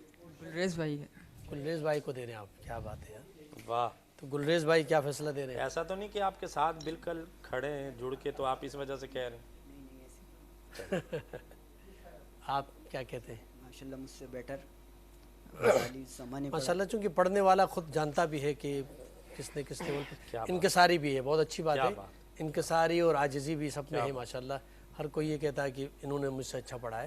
ڈاکٹر صاحب، جو دنیاوی دوسرے مقابلے ہوتے ہیں اس میں اگر کسی کو کم نمبر دیے جائیں تو وہ کھڑے ہو جاتے ہیں، لڑنے پہ آ جاتے ہیں کہ یہ کیسے آپ نے فیصلہ دے دی. حضور کی نعت کا فیضان ہے کہ ہر ثنا خواں بالکل دوسرے کو سبقت دے رہا ہے کہ نہیں جی مجھ سے اچھا انہوں نے پڑھا. دنیاوی معاملے میں کبھی ایسا نہیں ہو سکتا ہے کہ وہ کسی کے آپ جیت گئے. ماشاءاللہ آپ کا بھی فیصلہ آ گیا، اور اب جج صاحبان نے جو فیصلہ سنایا ہے آج کے مقابلے میں وہ آپ کے سامنے موجود ہے. میں پیش کر رہا ہوں. آج کے مقابلے میں ماشاءاللہ سب نے بہت اچھا پڑھا ہے. بس وہی کہا نا کہ چھوٹی موٹی باتیں ہیں جو ماشاءاللہ، جیسے آپ نے بہت خوبصورت پڑھا. جج صاحبان نے کہا ایک انترا پڑھنا، 2 انترا پڑھ لیا. اب یہ کوئی ظاہراً تو کوئی بڑی غلطی نہیں ہے، مزہ آ رہا تھا ہمیں تو آپ 4 سنا دیتے. لیکن چونکہ وقت کا جو ہے نا تمام چیزوں کو دیکھنا ہوتا ہے، تو آج کے مقابلے میں پہلی پوزیشن اور یقیناً پہلی پوزیشن آگے جائے گی، تو اس میں جو کامیاب قرار پائے ہیں وہ ہیں غزالی الزماں۔ آپ کو بہت بہت مبارک ہو، آج کے اس مقابلے میں آپ نے پہلی پوزیشن حاصل کی، اور آپ کے لیے گفٹ ہیمپرز ہیں وسیم بادامی بائی ہمانی کی جانب سے۔ وسیم بادامی بائی ہمانی کے گفٹ ہیمپرز آپ کو غزالی الزماں۔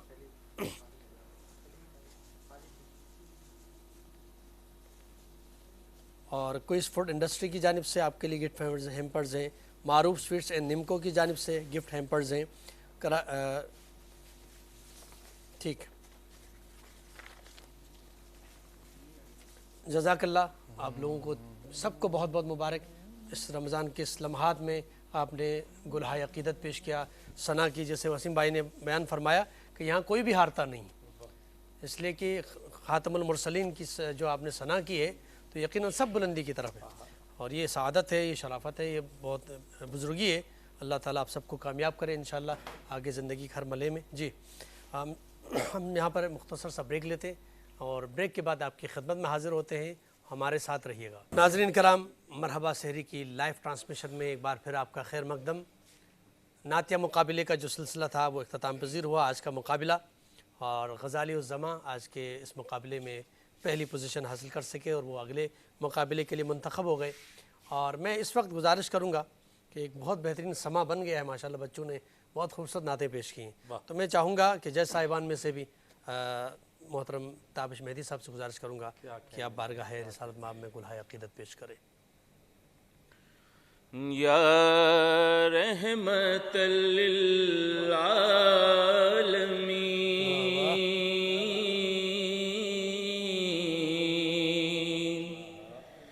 یا رحمت للعالمین،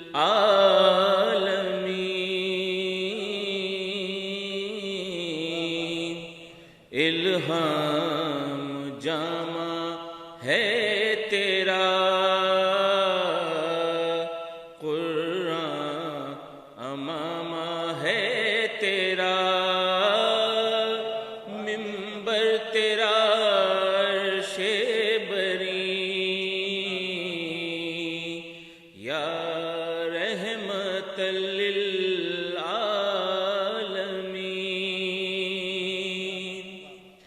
آئی نئے رحمت بدن، سانسیں چراغ علم و فن، قرب الہی تیرا گھر، الفقر فقری تیرا دھن، خوشبو تیری جوئے کرم، آنکھیں تیری باب حرم، نور ازل تیری جبین، یا رحمت للعالمین،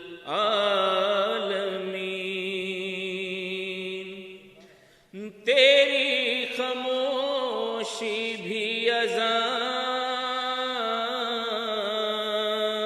نیندیں بھی تیری رت جگے، تیری حیات پاک کا ہر لمحہ پیغمبر لگے، خیر البشر رتبہ تیرا، آواز حق خطبہ تیرا، آفاق تیرے سامعین، یا رحمت للعالمین،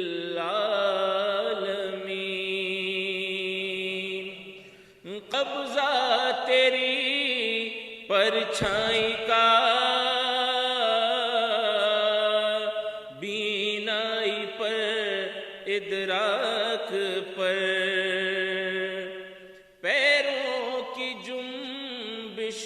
خاک پر اور آہٹیں افلاک پر گردے سفر تاروں کی زو مرکب براق تیز رو سائس جبریل امی یا رحمت للعالمین. کیا بات ہے، کیا بات ہے، سبحان اللہ سبحان اللہ. ہمارے پاس وقت بالکل مختصر ہے. میں چاہوں گا کہ وسیم عباسی صاحب بارگاہ رسالت مآب میں گلہائے عقیدت پیش کریں. ڈگمگاتا ہوں حالات کے سامنے، آئے تیرا تصور مجھے تھامنے، آئے تیرا تصور مجھے تھامنے. میری خوش قسمتی میں تیرا امتی، تو کجا من کجا، تو کجا من کجا، تو کجا من کجا. بہت خوب، آپ سب کا بہت بہت شکریہ. ناظرین کرام، یہاں پر پروگرام کا وقت ختم ہوا چاہتا ہے. اپنے میزبان ڈاکٹر سعید مظفر حسین رضوی کو اجازت دیجیے. اللہ نگہبان.